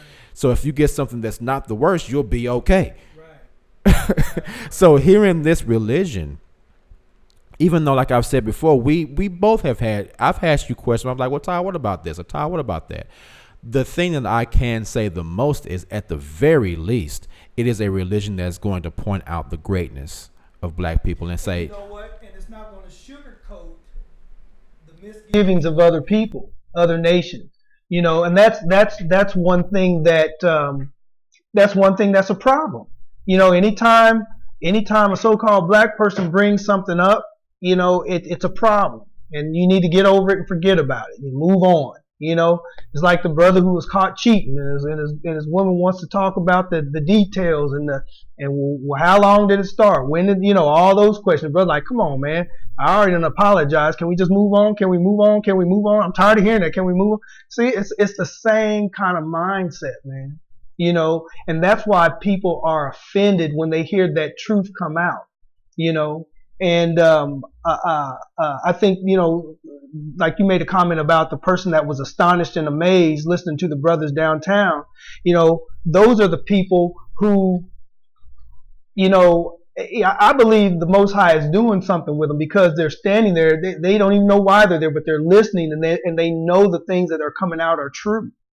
You know, they know it's true, and they can agree, and they just find themselves almost mesmerized by the message, you know, because when you stop and think, when, you know, some brothers can articulate it so well, and when you hear them bring things out, man, and you're like, dang, we went through all that and we still going through this, you know, and it don't seem like it, because I mean, you know, Keith, nice home and all that, you know, driving free, and you know, you go kick it at wherever, you know, it don't really feel like we're in a captivity per se, because we're not out in the cotton field. But man, but look, you know, anytime you got a job, that's oppression. That's what job means. It's oppression. Look it up. That's what that is. You know, if you ain't work, you know, if you don't have your own situation and you got to get up and go clock in for somebody else, that's oppression. You know what I'm saying? That's what that is. You know, so you know, people just, you know, it's hard for them to face the truth and deal with it, because it hurts, you know, and nobody wants to be reminded of those things, you know. So let me ask you this, Todd. Is there going to be, like some people think, a day of judgment, according to what the Hebrew Israelites believe? Is there going to be like, I'm sorry, Alexa must have thought I was talking to her. I was like, who the hell is this talking? I'm like, Todd, did you hire some chick in here? Is there going to be a judgment day? And on that judgment day, is that when everything is going to go down that day? Are the roles going to reverse that day? Are black people immediately going to have their Edomite servants and Ishmaelite servants for like 1,000 years or however many years, and then at the end of that it's going to be done? Or what is going to, according to what you how you perceive it, what is going to happen on that day? I feel bad because, you know, as according to the sequence, I mean, I know that there is going to be judgment. You know, there's, you know, when we're all going to, you know, have to face judgment for the things that we've done in this life. As far as a sequence, man, Keith, I don't know. I don't know exactly how that plays out, you know, but there will be a judgment period, you know, and we'll all have to face that judgment. You know what I'm saying? So I didn't answer your question because no, you did. You're fine. I don't really have an answer. Yeah, you're fine. So how did becoming a Hebrew Israelite affect you personally? Like, what was the thing that happened? Because we've talked about how religion has changed people, but you coming, because I remember, you know, the first time you and I had these conversations, and I didn't realize how far into that you were, because I hadn't known you as a Hebrew Israelite.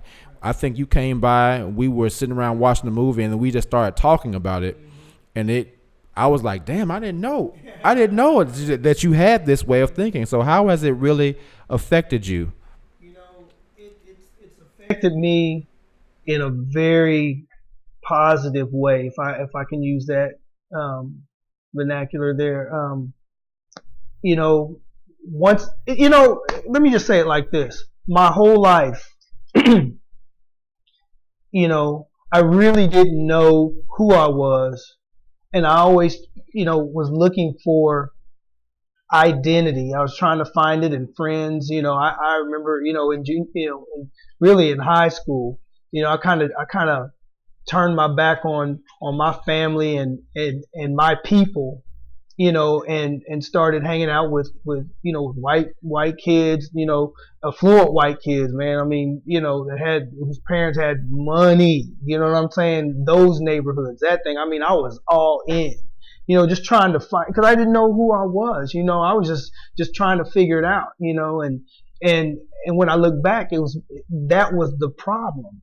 I didn't know who I was. I was scared of my own people, scared to be around my people half the time, and not my family, but just like at other schools or other social situations. I was uncomfortable, and I never really understood. I never understood that, man, because man, our people, man, we the dopest, man, But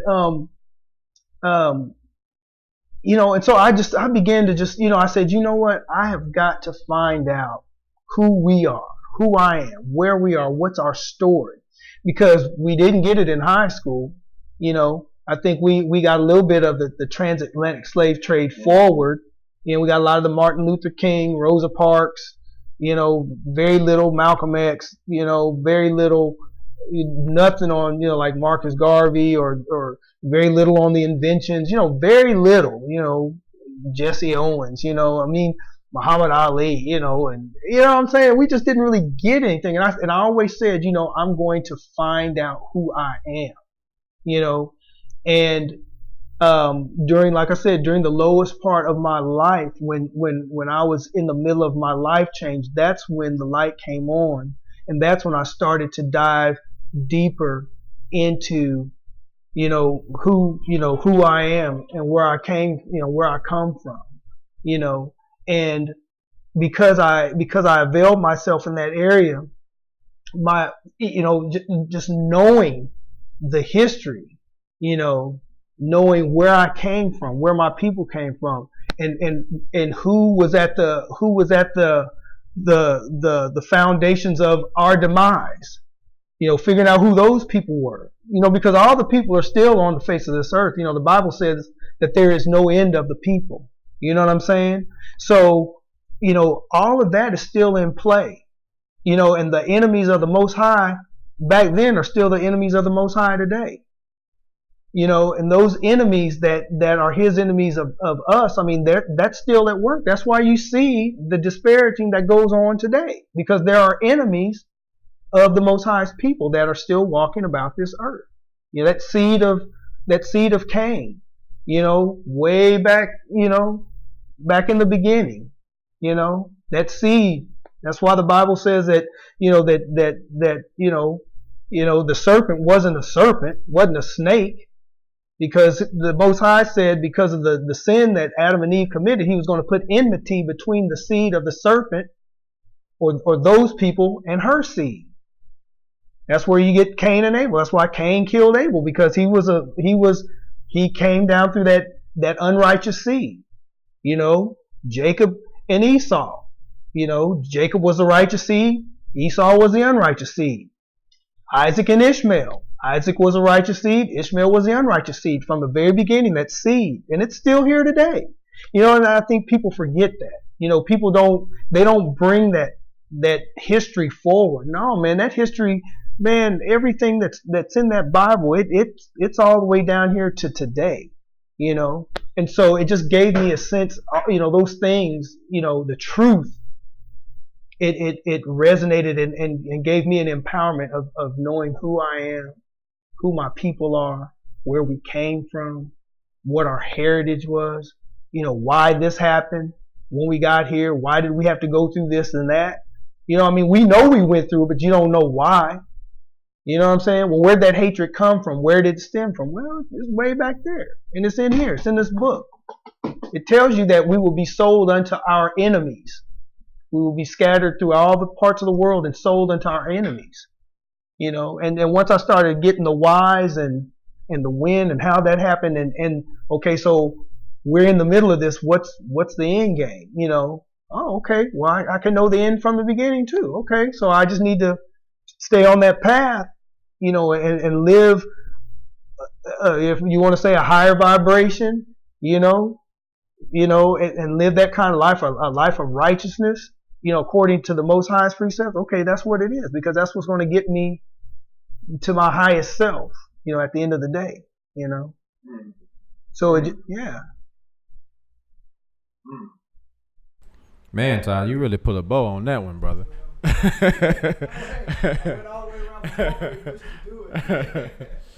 So you believe that the Bible is, now we've talked on my channel a lot, and I've said several times that I've thought a lot of the Bible was allegory and not historical.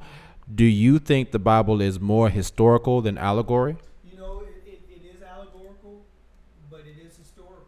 You know, and like I said, the world's history is in this book, you know, but it's not just in the Bible, but, you know, the apocryphal books as well. You know, like I said, and they took those apocryphal books out during, you know, the Council of Nicaea and Trent and those councils, because there's a lot of damning history in those books. Now, real quick. Mm-hmm. Explain what the Apocrypha is. The Apocrypha. I think Apocrypha means hidden or hidden away or secreted away, something of that nature. Mm-hmm. And a lot of modern day theologians will tell you that because the Apocrypha is not canonized, that it's not relevant. But I tell you what, in my studies, the Apocrypha, it walks hand in hand with the Bible. You know, and if there are things that you don't understand in the Apocrypha, just like the Bible, if there's things that seem to contradict itself, like, I'll just take this, you know, like, you know, what to eat and what not to eat, whether pork is clean or unclean, whether you should eat it now or that was it. No, you got to mete it out. You got to precept it. Here a little, there a little, precept on precept, line upon line. Because the Most High isn't going to say one thing back in the Old Testament and change his mind in the New Testament. He said, I'm the same today, yesterday, and forever. He's not a schizophrenic, megalomaniac, narcissistic, you know, dictator. That's not his character. And if you don't understand something at once, because you're not precepting, you're not asking for truth and understanding, you're not asking for the Holy Spirit to reveal truth to you. You know, I mean, this Bible, man, it's a heavy piece, man. You know, and you just can't get it in 5 minutes, man. You know, so I would just encourage you just to really do due diligence. But the apocryphal books, man, they're amazing. That a lot of that history was taken out because it tells on the people. it tells you who you are, and it tells who they are. You know Something I've seen here in the chat a couple times. It seems like everyone keeps talking about it too, and I've always wondered about it too. People are talking about explaining the flood. What happened with the flood? Do you believe that the flood was a literal event that happened? And that flood account is in every culture that's on this earth. There's a flood account. Mm-hmm. You know, I mean, you can go to Grand Canyon, right here in your own backyard. Flood account, man. You know, I was listening to a psychologist that did this series on, he was explaining what he thought some of the things that happened in the Bible actually were. And he was saying that he thought that the flood wasn't a literal event, but that the flood represented the chaos or the chaotic nature of humanity, and that the only way for humanity to exist was to live in a state of chaos, and that the water and the flood, because water is representative of chaos, that was the introduction of chaos into the world, that it wasn't something that literally happened. It was literally just the introduction of mass chaos into the world, so that people were no longer, or that the world was thrust into a chaotic state from which people would have to learn how to rise above chaos. I thought it was very interesting. Now, personally, I don't know if the flood actually happened. I've not been of the persuasion that the flood actually happened. And the only reason why I've always questioned it was, I thought, well, was the water rainwater or fresh water? I mean, salt water or fresh water? Because if it rained that much, and the animals that lived in salt water seemed like they would die because it was so much fresh water. Or if it was all saltwater rain, then the animals that lived in fresh water would die. So what was this balance that happened that made all these different types of animals able to live in the same body of water? So I never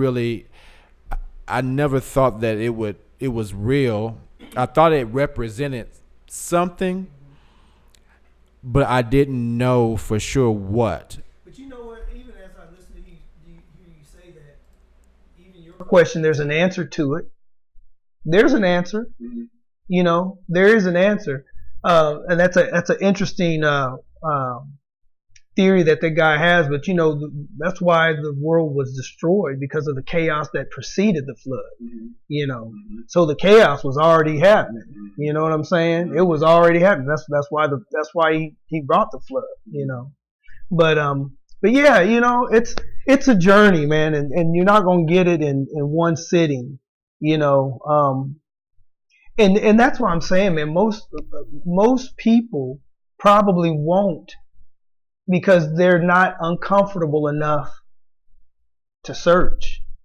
You know what, Todd? That is a very, very valid point. So are you saying too that you think of all the religions out there, or the belief systems out there,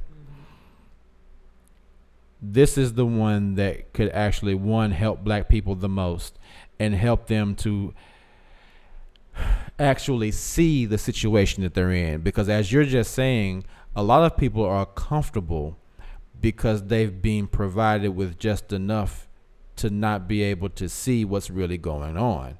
absolutely, because then you would stop. You know, you'll stop asking Yourself why. You know, it's like we were on tour, and I'm not going to mention any names, but there was a song that one of the artists was singing, and she kept asking the question why. You know, if all of our blood is the same, you know, why can't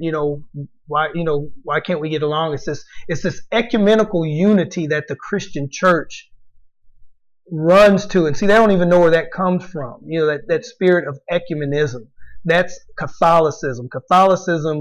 The Catholic Church. Catholic means universal, and Pope Alexander VI, during the Reformation, he wanted to reform the church, and that's why he wanted to bring all the religions in. You know, it's cool, whatever y'all do. Hey, it's cool, whatever. You know, we just everything, but you know, we gonna be the head, and y'all just, you know, y'all can come in. But see, that's what that is. You know, they don't understand the history and where it comes from. But I just found it ironic that this song kept asking the question, "Tell me why." Tell me, well, if you get in the book, you'd know why. You know, if you came to know who you are, you would know the answers to those questions, and you won't have to ask why. You know, you can sing about the solution and the reality of what it is, rather than why. You know, why is this happening? Why is this happening? Why has it got to be this way? Well, because you're not doing your homework. You know. Todd, let me ask you this. What is when you say you've talking to a black person that has never heard this information before, which I'm sure you've done before, what is their normal response to hearing this information for the first time? they're amazed. You know, they truly Are, because most of us, like I said, if you're a Christian and you're a so-called black person in this American experiment, you these things aren't brought out. They're never brought out. You can go to church your whole life. You've been at church your whole life, and you're not. These things have never been brought up to you, as far as the concept of the Most High still having a chosen people is foreign. There's a scripture. Let me see if I can find it. Let me find it here. So I'm running my mouth and I ain't bringing out enough precepts.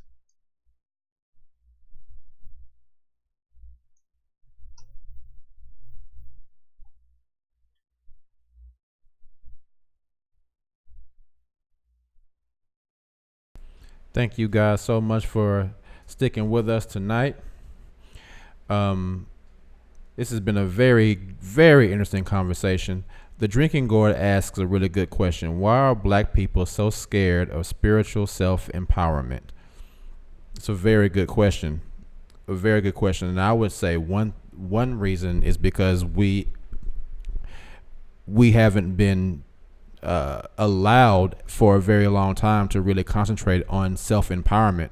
I would say that, or I would wager that the religion that most of us are exposed to, one, doesn't bring about an emphasis on black people doing something to empower themselves, and two, I would go so far as to say that the system in which we live makes it difficult for black people to be able to talk about black empowerment and feel comfortable, because I would say that there is a really strong need for us to make sure that the non-black people around us are always comfortable.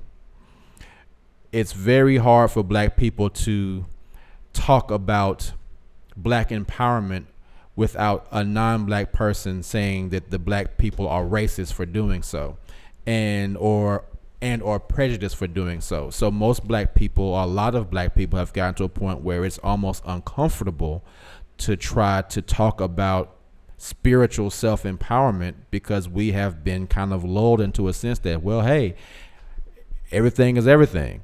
Love is love. The Bible is here and Jesus is here and you should love everybody. And while I'm not saying you shouldn't love everybody, I'm saying that it has gotten to a point where it's easier for other people to speak about empowering themselves without it having a negative backlash, where black people can talk about empowering ourselves and it always has a negative backlash. So it's harder for black people to speak about self-empowerment, whether that is financial, spiritual, or even just racial period self-empowerment. It's difficult because it's easier for us to just remain the way that we are in the grand scheme. But I think that's a very good question, a very good statement, Drinking Gourd. Thank you for that. King Des says they want us to stay in our current condition.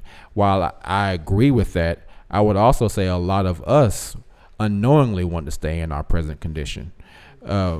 Right, it's comfortable, which is what Todd's talking about right now. It's much more comfortable to just stay quote unquote comfortable than to be uncomfortable and later be superior to what you are right now. I think Todd is ready. Let's look back at what Todd has to say here. Yeah. So like we're just talking about certain things being brought out in the scriptures that are foreign to, us as Christians, because they don't touch on these things. Okay. One of my favorite things is like, the Most High, he still has a chosen people. And man, there's a song, dude, I'm sorry, but Outkast has a song called Gasoline Dreams on Stankonia. And one of my favorite verses is Big Boy. He goes in and he talks about, if you touch me, you touch the apple of his eye. And whenever I hear that, I'm like, man, dude, and the song goes so hard. I mean, it's about a bunch of other stuff, but I mean, that statement right there is it's like, no, man, what was, still is, and will be, in that just, man, that declaration is so bold. And I'm like, man, and just a person who is just listening to the song, they might think that's dope. That line might not even catch them because they don't understand what he's really saying. But if you look at Romans chapter 11, verse 1, this is the New Testament. Paul, let me go back. Let me see if I should. Romans 11. Let me go back one and see what he says before that. Let me see. Okay, no, this is what I want. Romans chapter 11, verse 1 in the King James. Paul is saying, I say then, hath God cast away his people? Who are his people? His people, those are the Israelites. Has God cast them away? Paul says, God forbid. For I, Paul, also am an Israelite. Check that out. Y'all didn't know Paul was black, did you? See what I'm saying? Of the seed of Abraham, of the tribe of Benjamin. Benjamin, those are Haitians today. That's who the tribe of Benjamin is. Those are Haitians. Okay. So Paul, he is a brother. Paul is not. That's not even his real name. I think. Well, I'm not gonna. I know that's not his real name. That's the name that that they gave him. Just like the other names had been changed. But anyway, it's just to let you know, man. People will tell you today. The Christian church will tell you that God is no respecter of person and that everybody. No. He got one family, man. This is one of my favorite scriptures right here. Let me see if I can get it for y'all. I mean, and it's a beautiful thing, man, because it's just, man, this history it's just amazing. The Bible says, let me get it, y'all. The Bible says that we all come from Adam.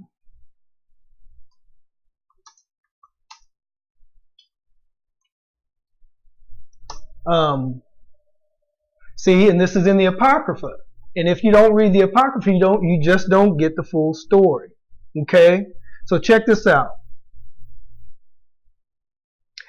This is 2nd Esdras, Esdras, chapter 6, verse 54 through 59. Now remember, Paul just told you that he was an Israelite from the tribe of Benjamin. That's New Testament, and God still has a chosen people.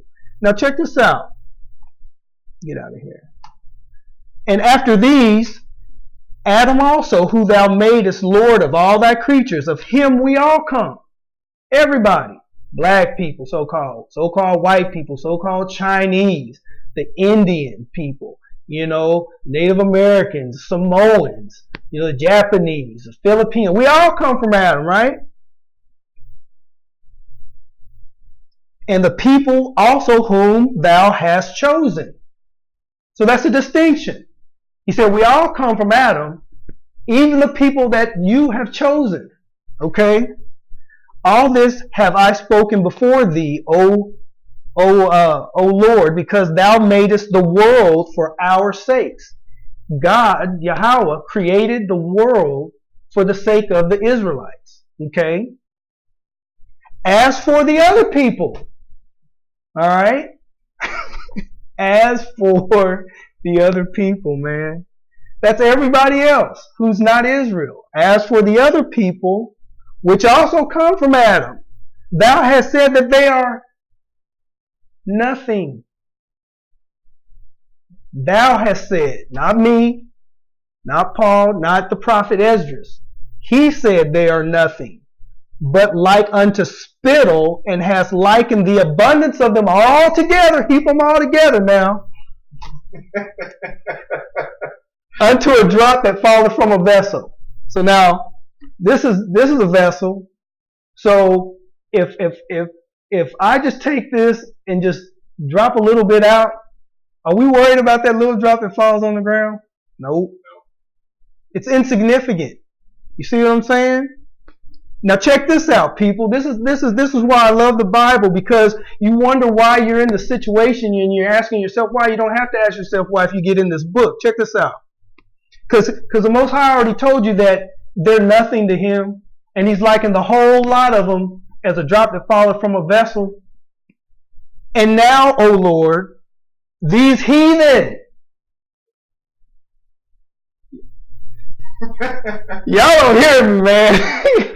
These heathen which have ever been reputed as nothing have begun to be lords over us. Ain't that what's happening? All these other nations, they colluded against us, enslaved us, come into our neighborhoods, liquor stores, weave shops, C-stores, restaurants. You know, they employ us. They tell us what to do. They have become lords over us to devour us because we got to pay. You got to pay NES for your electric. You got to pay, you got to pay your rent. You got to pay your mortgage. You got to pay your car insurance, your car note. They're devouring us. They're devouring your sustenance, your means, your wherewithal. But we, thy people, whom thou hast called thy firstborn,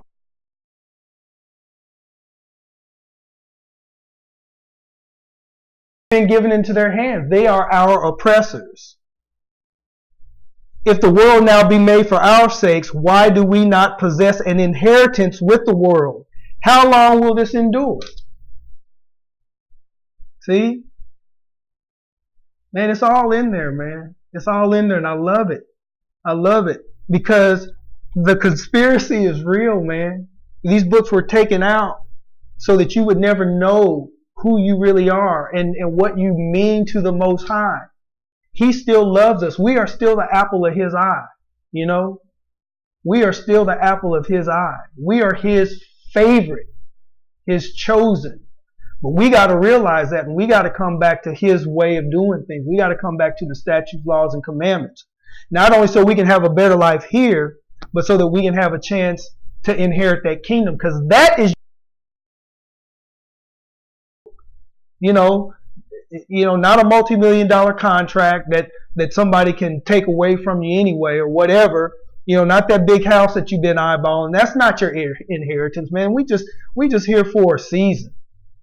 The kingdom is the inheritance. That's what you need to be striving for, y'all. That's why, the life that we live here is so important, because it after this life is not over. It's not over. It's going to be for some folks. Only after they see what awesomeness awaits the ones that, get to go. You know what I'm saying? But that's our motivation, man, is to gain the kingdom. You know what I'm saying? And it takes faith, because I can't see it. You know what I'm saying? But, I know this book is real because it reads like a history book. It reads like a textbook. They used to teach it as a textbook in school, but they didn't want y'all finding out who you were, so they took it out. They used to teach this as a textbook. They said, nope, I'm never to find out who they are. Dang it, it'll be over for all of us. I'll move that we're striking from the records. Get it out of there. What? What you're saying is really beautiful, man. It's a really beautiful thing. It is. That's the gospel, man. It's so weird it's weird to hear something like that, and then, but we still live in a world where either of us could say that is a beautiful thing to hear, but other people will say, well, it's a beautiful thing for black people to hear. What about everybody else? Okay, it's not beautiful to them. Well, let's talk about that. Okay. Let's talk about that. But yes, it is. Because everybody else enjoys the benefits of the privilege that has been given to them through white supremacy, through our being estranged from our power. In the Bible, you read those Old Testament stories. As long as the children of Israel did what they were supposed to do, the Most High would fight their battles. He would give them the power to waylay nations, even if they were outnumbered by thousands. He'd give them the ability to just go in and just own everything. You know what I'm saying? And see, that's what the nations figured out. They figured out, as long as they are obedient to their power, we can't touch them. That's real, y'all. That's real history. That's not. These aren't fairy tales. This isn't made up stuff. You can go back in the records and see that. You know, you can read the history of Babylon, Medo-Persia, Rome, Greek. You know, the Roman Greco Empire. You can read all that history. You know what I'm saying? And so as long as we were obedient to our power, we were untouchable. But when we decided to go after, strange gods and everything else, that's when we lost it. And that's what the nations knew. They knew that if they could get us to, if they could find sin in the camp, then we would be, that was our Achilles heel. And that's what it's been. That's what it's been. So that's what the other nations, and come on, man, it's been how many years? How many years have your families benefited? Just because you live in 2019, that doesn't mean that your family for generations back didn't, benefit from our destruction. You know what I'm saying? That's what y'all got, even now. This is heaven for a lot of people, because they, hey, they can get loans like it ain't nothing, get new houses, big houses, got great jobs, they get considered before us. See what I'm saying? All that those are benefits that are being taken advantage of by the other nations. Like I said, they can come over here and start businesses in so-called black neighborhoods where the people in the neighborhood can't even get that building that's been abandoned for 10 years to make an after-school center or whatever. You know what I'm saying? Want to do good but can't, man. Hey, they ain't giving you the ability to do that. Let me ask you this. What does the Hebrew Israelite movement do things as a whole to try to further the cause of black people in their communities? I can't really answer that because living where we live, okay, you said you've seen them teach. Yeah, I have yet to see them teach. And you know what, man? What's so sad is that even in this awakening, there's still a lot of COINTELPRO. There are a lot of camps that have been set up to cause disruption, to cause distractions. There are camps that have beef, that kind of thing. And it's just, me and my brother, we talk about it a lot, and we just believe it's just more the weeding out process, because not all of Israel is Israel. 2/3 of Israel is going to be destroyed. You know what I'm saying? Yeah, I've seen where there are a lot of, because I know, like when we went to Atlanta, we both were listening to a bunch of different Hebrew Israelite videos, and I even put you up on a brother that I used to watch, Captain Tazariak, which here's the thing that I think, Todd, whether people believe or agree with Hebrew Israelites or not, there's one thing you can't deny. They are some strong brothers. And that is the strength and the conviction with which they say what they believe is something that I respect so much. To hear a man, which is rare, is rare nowadays for a man to stand up for anything, period. But to hear a man stand up for something that is, one, controversial, and two, something that he is outnumbered by the majority of people in their beliefs versus his belief, and that man still has the wherewithal to say, this is what I believe, and I'm not only going to say it at home, I'm going to say it out in the middle of the street where you all are walking, to your faces, and tell you exactly what I believe, and I'm doing it because I believe that the God of everything has my back. Absolutely. That's powerful as hell. There's nothing you can do to disrespect that. You can't not respect a man that does that. So to hear these brothers say these things, there were a lot of things that they said where, like I said before, I had not heard them before, and I was kind of looking at it side eye at first, but then the more you listen to it, I'm thinking some of this stuff, man, makes so much sense. Yeah, a lot of it's common sense. Common sense. And I wonder, like you brought out earlier, that it makes it that it's done purposefully to keep us in the dark about our greatness. It's difficult for me to believe that. Well, not difficult. It's painful for me to believe that it's taken this long for enough black people to be able to have access to this information. If there was a way for all of us, let's just say this is true. Everything the Hebrew Israelites believe is 100% fact. How long would it take, one, for us to be able to assimilate this information, and then would we be able to take that information and actually make a huge change here in America before we were shut down? Wow. The only thing that I can say to that, Keith, is that the script has already been written, and it's going to be played out just the way the Most High wrote it. You know what I'm saying? But it does say that the gospel was going to be preached, to all the, to the whole world, and then the end would actually come.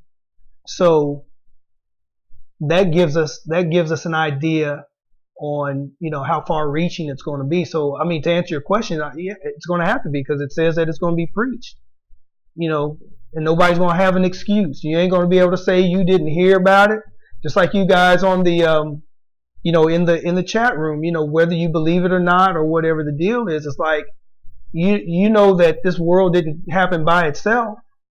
There's an almighty creator that has the wherewithal to put all this together by intelligent design. And you know what, man? I'm going to believe a book that foretells the history before it happens. And you can look in this and see the record. You can see the history. You can see the end from the beginning, but you have to be crazy enough to believe it. You know what I'm saying? That's the faith, the childlike faith that comes along with it. So it's like we all are going to have an opportunity to either receive it or reject it. And my thing is, I'm going to err to the side of receiving. You know what I'm saying?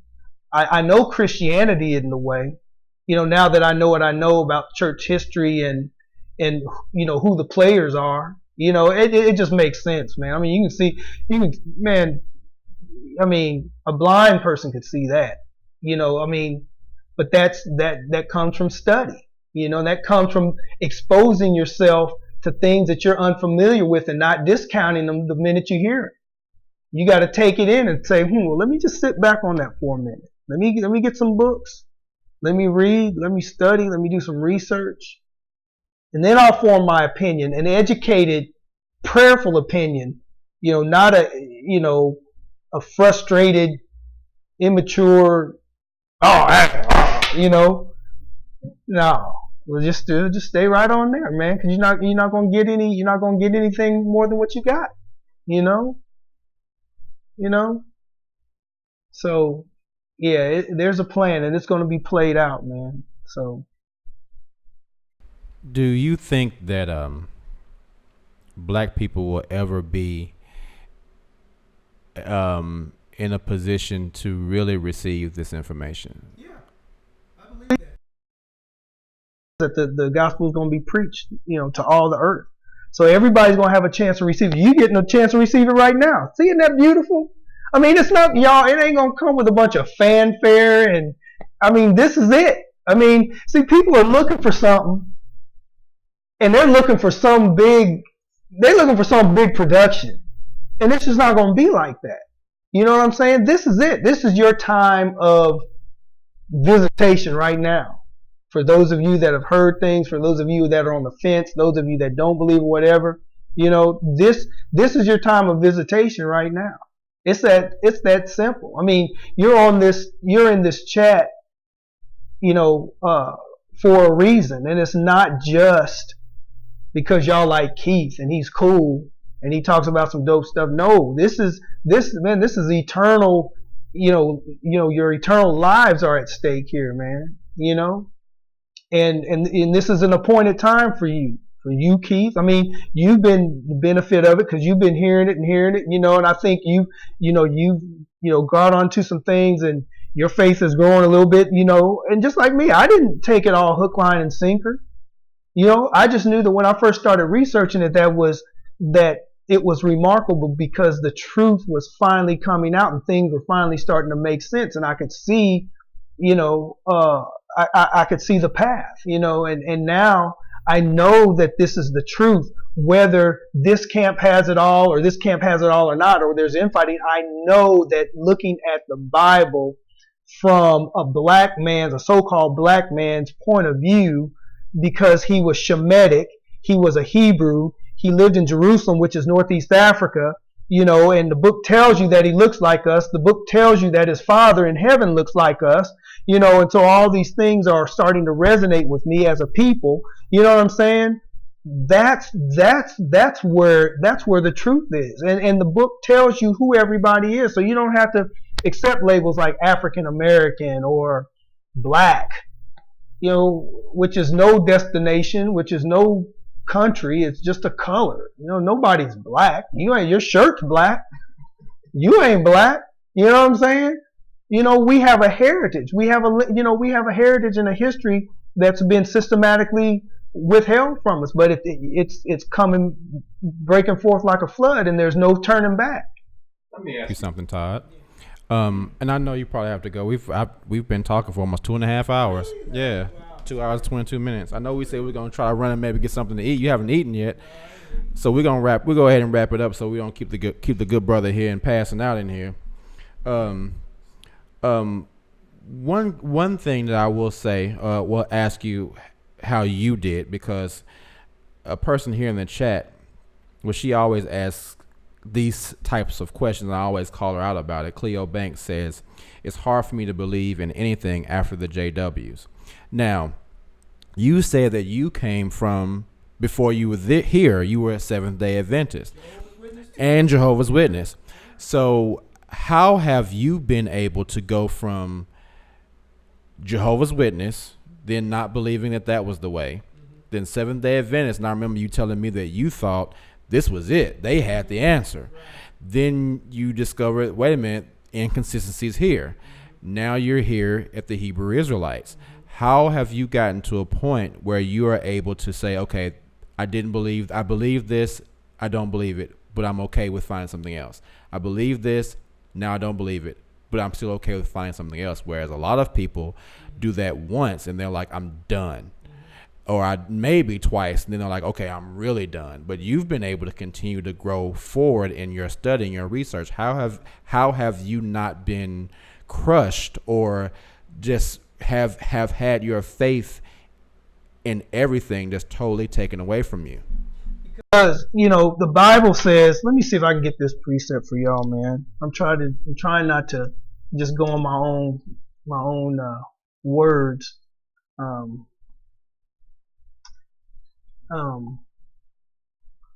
Let me go back here.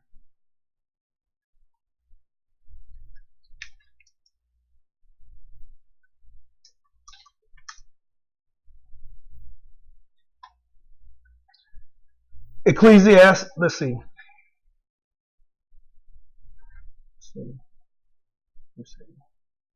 Yeah. Ecclesiastes 9:11. To answer your question, I returned and saw under the sun that the race is not to the swift, nor the battle to the strong, neither yet bread to the wise, nor yet riches to the men of understanding, nor yet favor to men of skill, but time and chance happeneth to them all. You know what I'm saying? It's a race, it's a marathon, it's not a sprint. And the truth, man, if you seek the truth, you'll find the truth. You know what I'm saying? So it's like each church experience led me to the next. And with each experience, I gained a little bit of wisdom and understanding. And I was able to compound on it. I was able to learn what I learned, and I was able to, garner some things that I didn't know. Like I said, like the church history, the history of the church, Catholicism, the battle of the Bibles, why so many Bibles? Why so many interpretations? Who was King James? I mean, I was able to take pieces and build on them. You know what I'm saying? And then I was able to see, well, man, that's not it. You know, I mean, come on, man. If all these religions, if the progenitors of these religions are all slavers, ain't no way they got the truth, because that book was used. Servants, be faithful to your masters, and even if he hits you on the, you know what I'm saying? They just took all that stuff out of context. You know what I'm saying? So you have to see those things, and it's like, man, you build on it.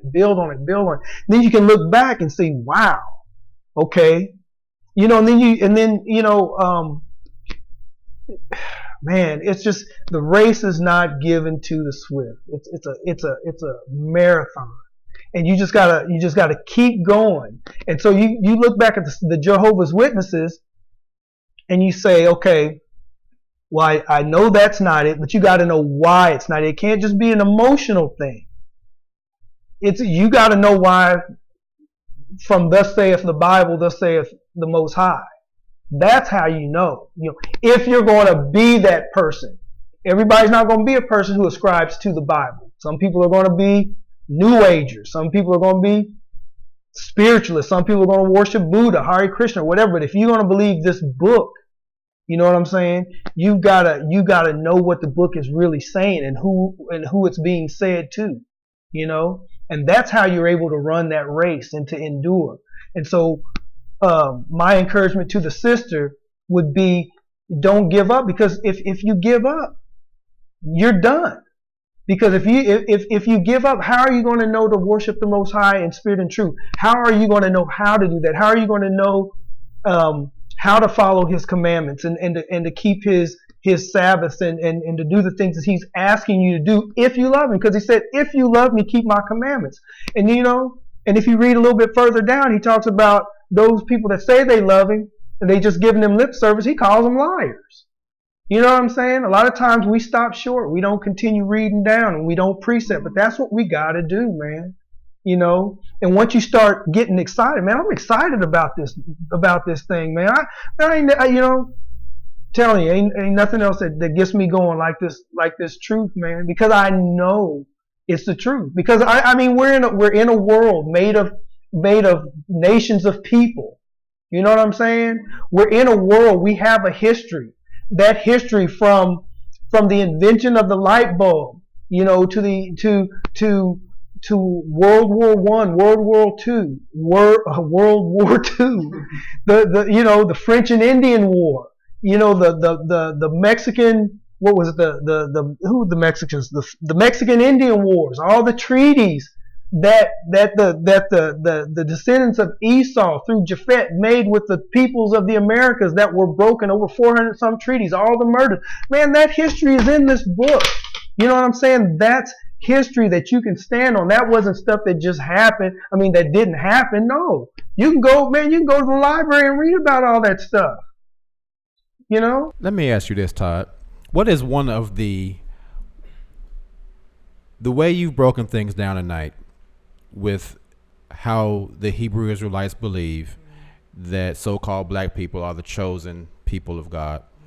And I know I said we're gonna wrap this up. We'll wrap it up in like 5 minutes, and I'm gonna treat you to something to eat since you've been over here talking all night.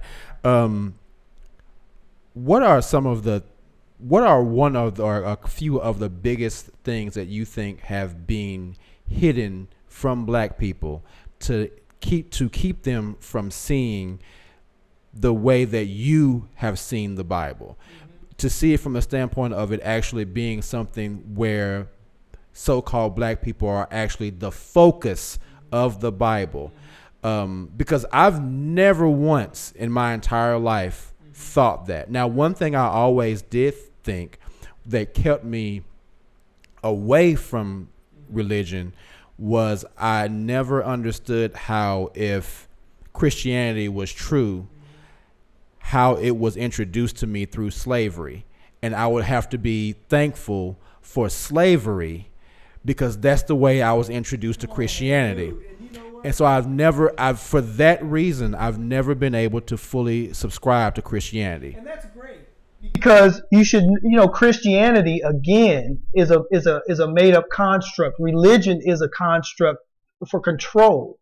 So I'm not, I don't espouse to be a Christian, because I'm a Hebrew Israelite, just like you are, whether you believe it or not, want to receive it or not.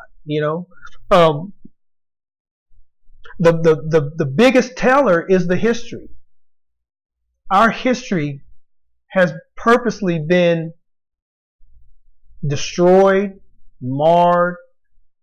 Trillions and trillions of dollars throughout the ages have been spent to hide the fact of who we are. That's the biggest thing, is the history and heritage. You know what I'm saying?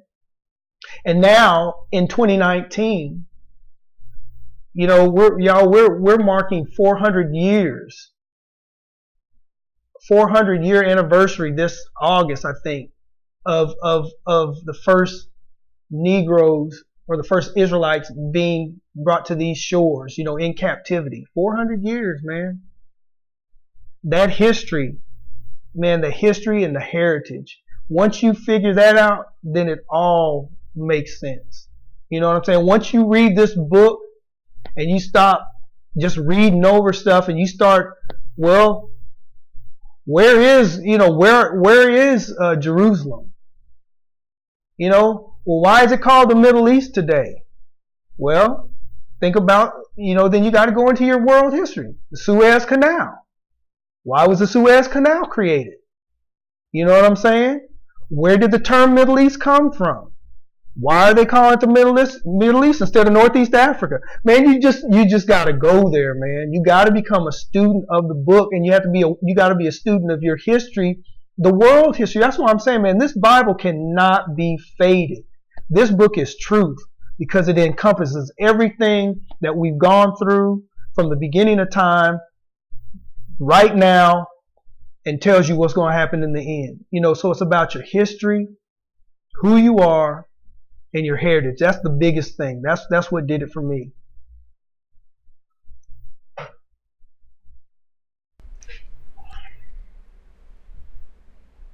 All right, so last question of the brother before we take him to get him something to eat. If there was one thing that you could say to black people, so-called black people, about finding or how to find who they are according to what the Hebrew Israelites believe and what awaits them once they find out who they are, what would you say to help them to be able to decipher the Bible the way that you guys decipher it so that they could see what it really means for them? You know what? The first thing that I would do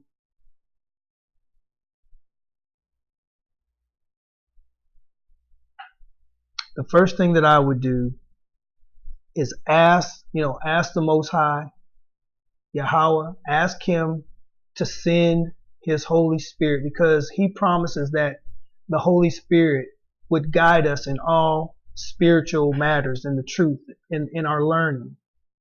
Without the Holy Spirit, there's nothing that we can ascertain on our own, let alone, try to learn something. Because the Bible, man, it's a heavy read, And the other thing is just common sense. Man, you got to get you a Greek and Hebrew lexicon or use some internet tools, a Blue Letter Bible app, and start reading this Bible. And you have to divorce yourself from what you know from Christianity, because you have to know that these people that are in Jerusalem are your ancestors. You know what I'm saying? If you are a Negro, from the lineage of slaves. Now, if you're so-called African, then this book is not your book. Now, you can be a Christian because that's something totally different. Anybody can be a Christian, and espouse to Christianity. Jesus Christ, Cesar Borgia, the Roman God. That's totally different than the heritage of a Hebrew Israelite. So you must ask the Most High Power, who is your God for him to send his spirit, his Holy Spirit, to help you understand what you are reading. And you have to become a student of the Bible. And then I would, I would check out some of the guys that teach. Let's see, a guy that I just been turned on to is, let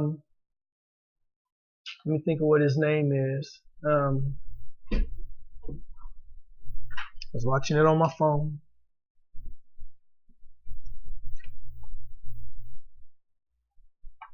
So let me see.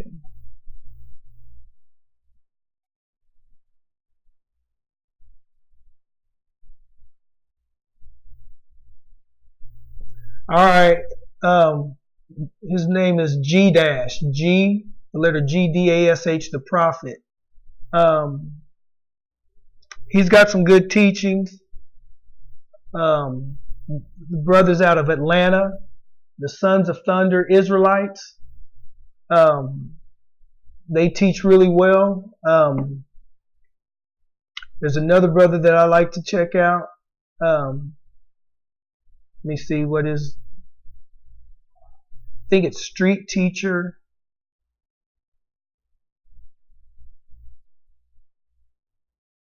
Okay, let me see. Or GMS South Carolina. He calls himself the Street Teacher. So G Dash, the Sons of Thunder Israelites out of Atlanta. And the other brother too, what's his name? Tazariak, the brother, Tazariak and Priest Jabak.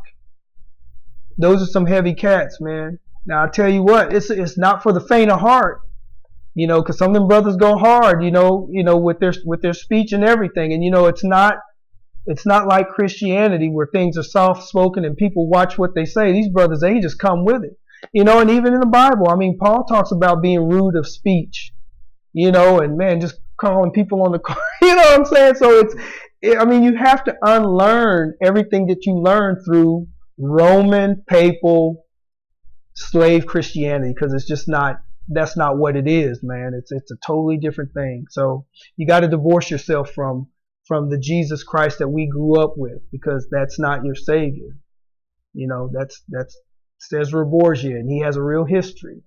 Yeah. Well, Todd, brother, I think we did this thing tonight, brother. I'm gonna look at this chat and let you hear some of what everyone was saying about everything you were saying, because you've a lot of people. Let's see, I am MKT. Yeah, we answered your question. He said he was gonna get back to you on that question.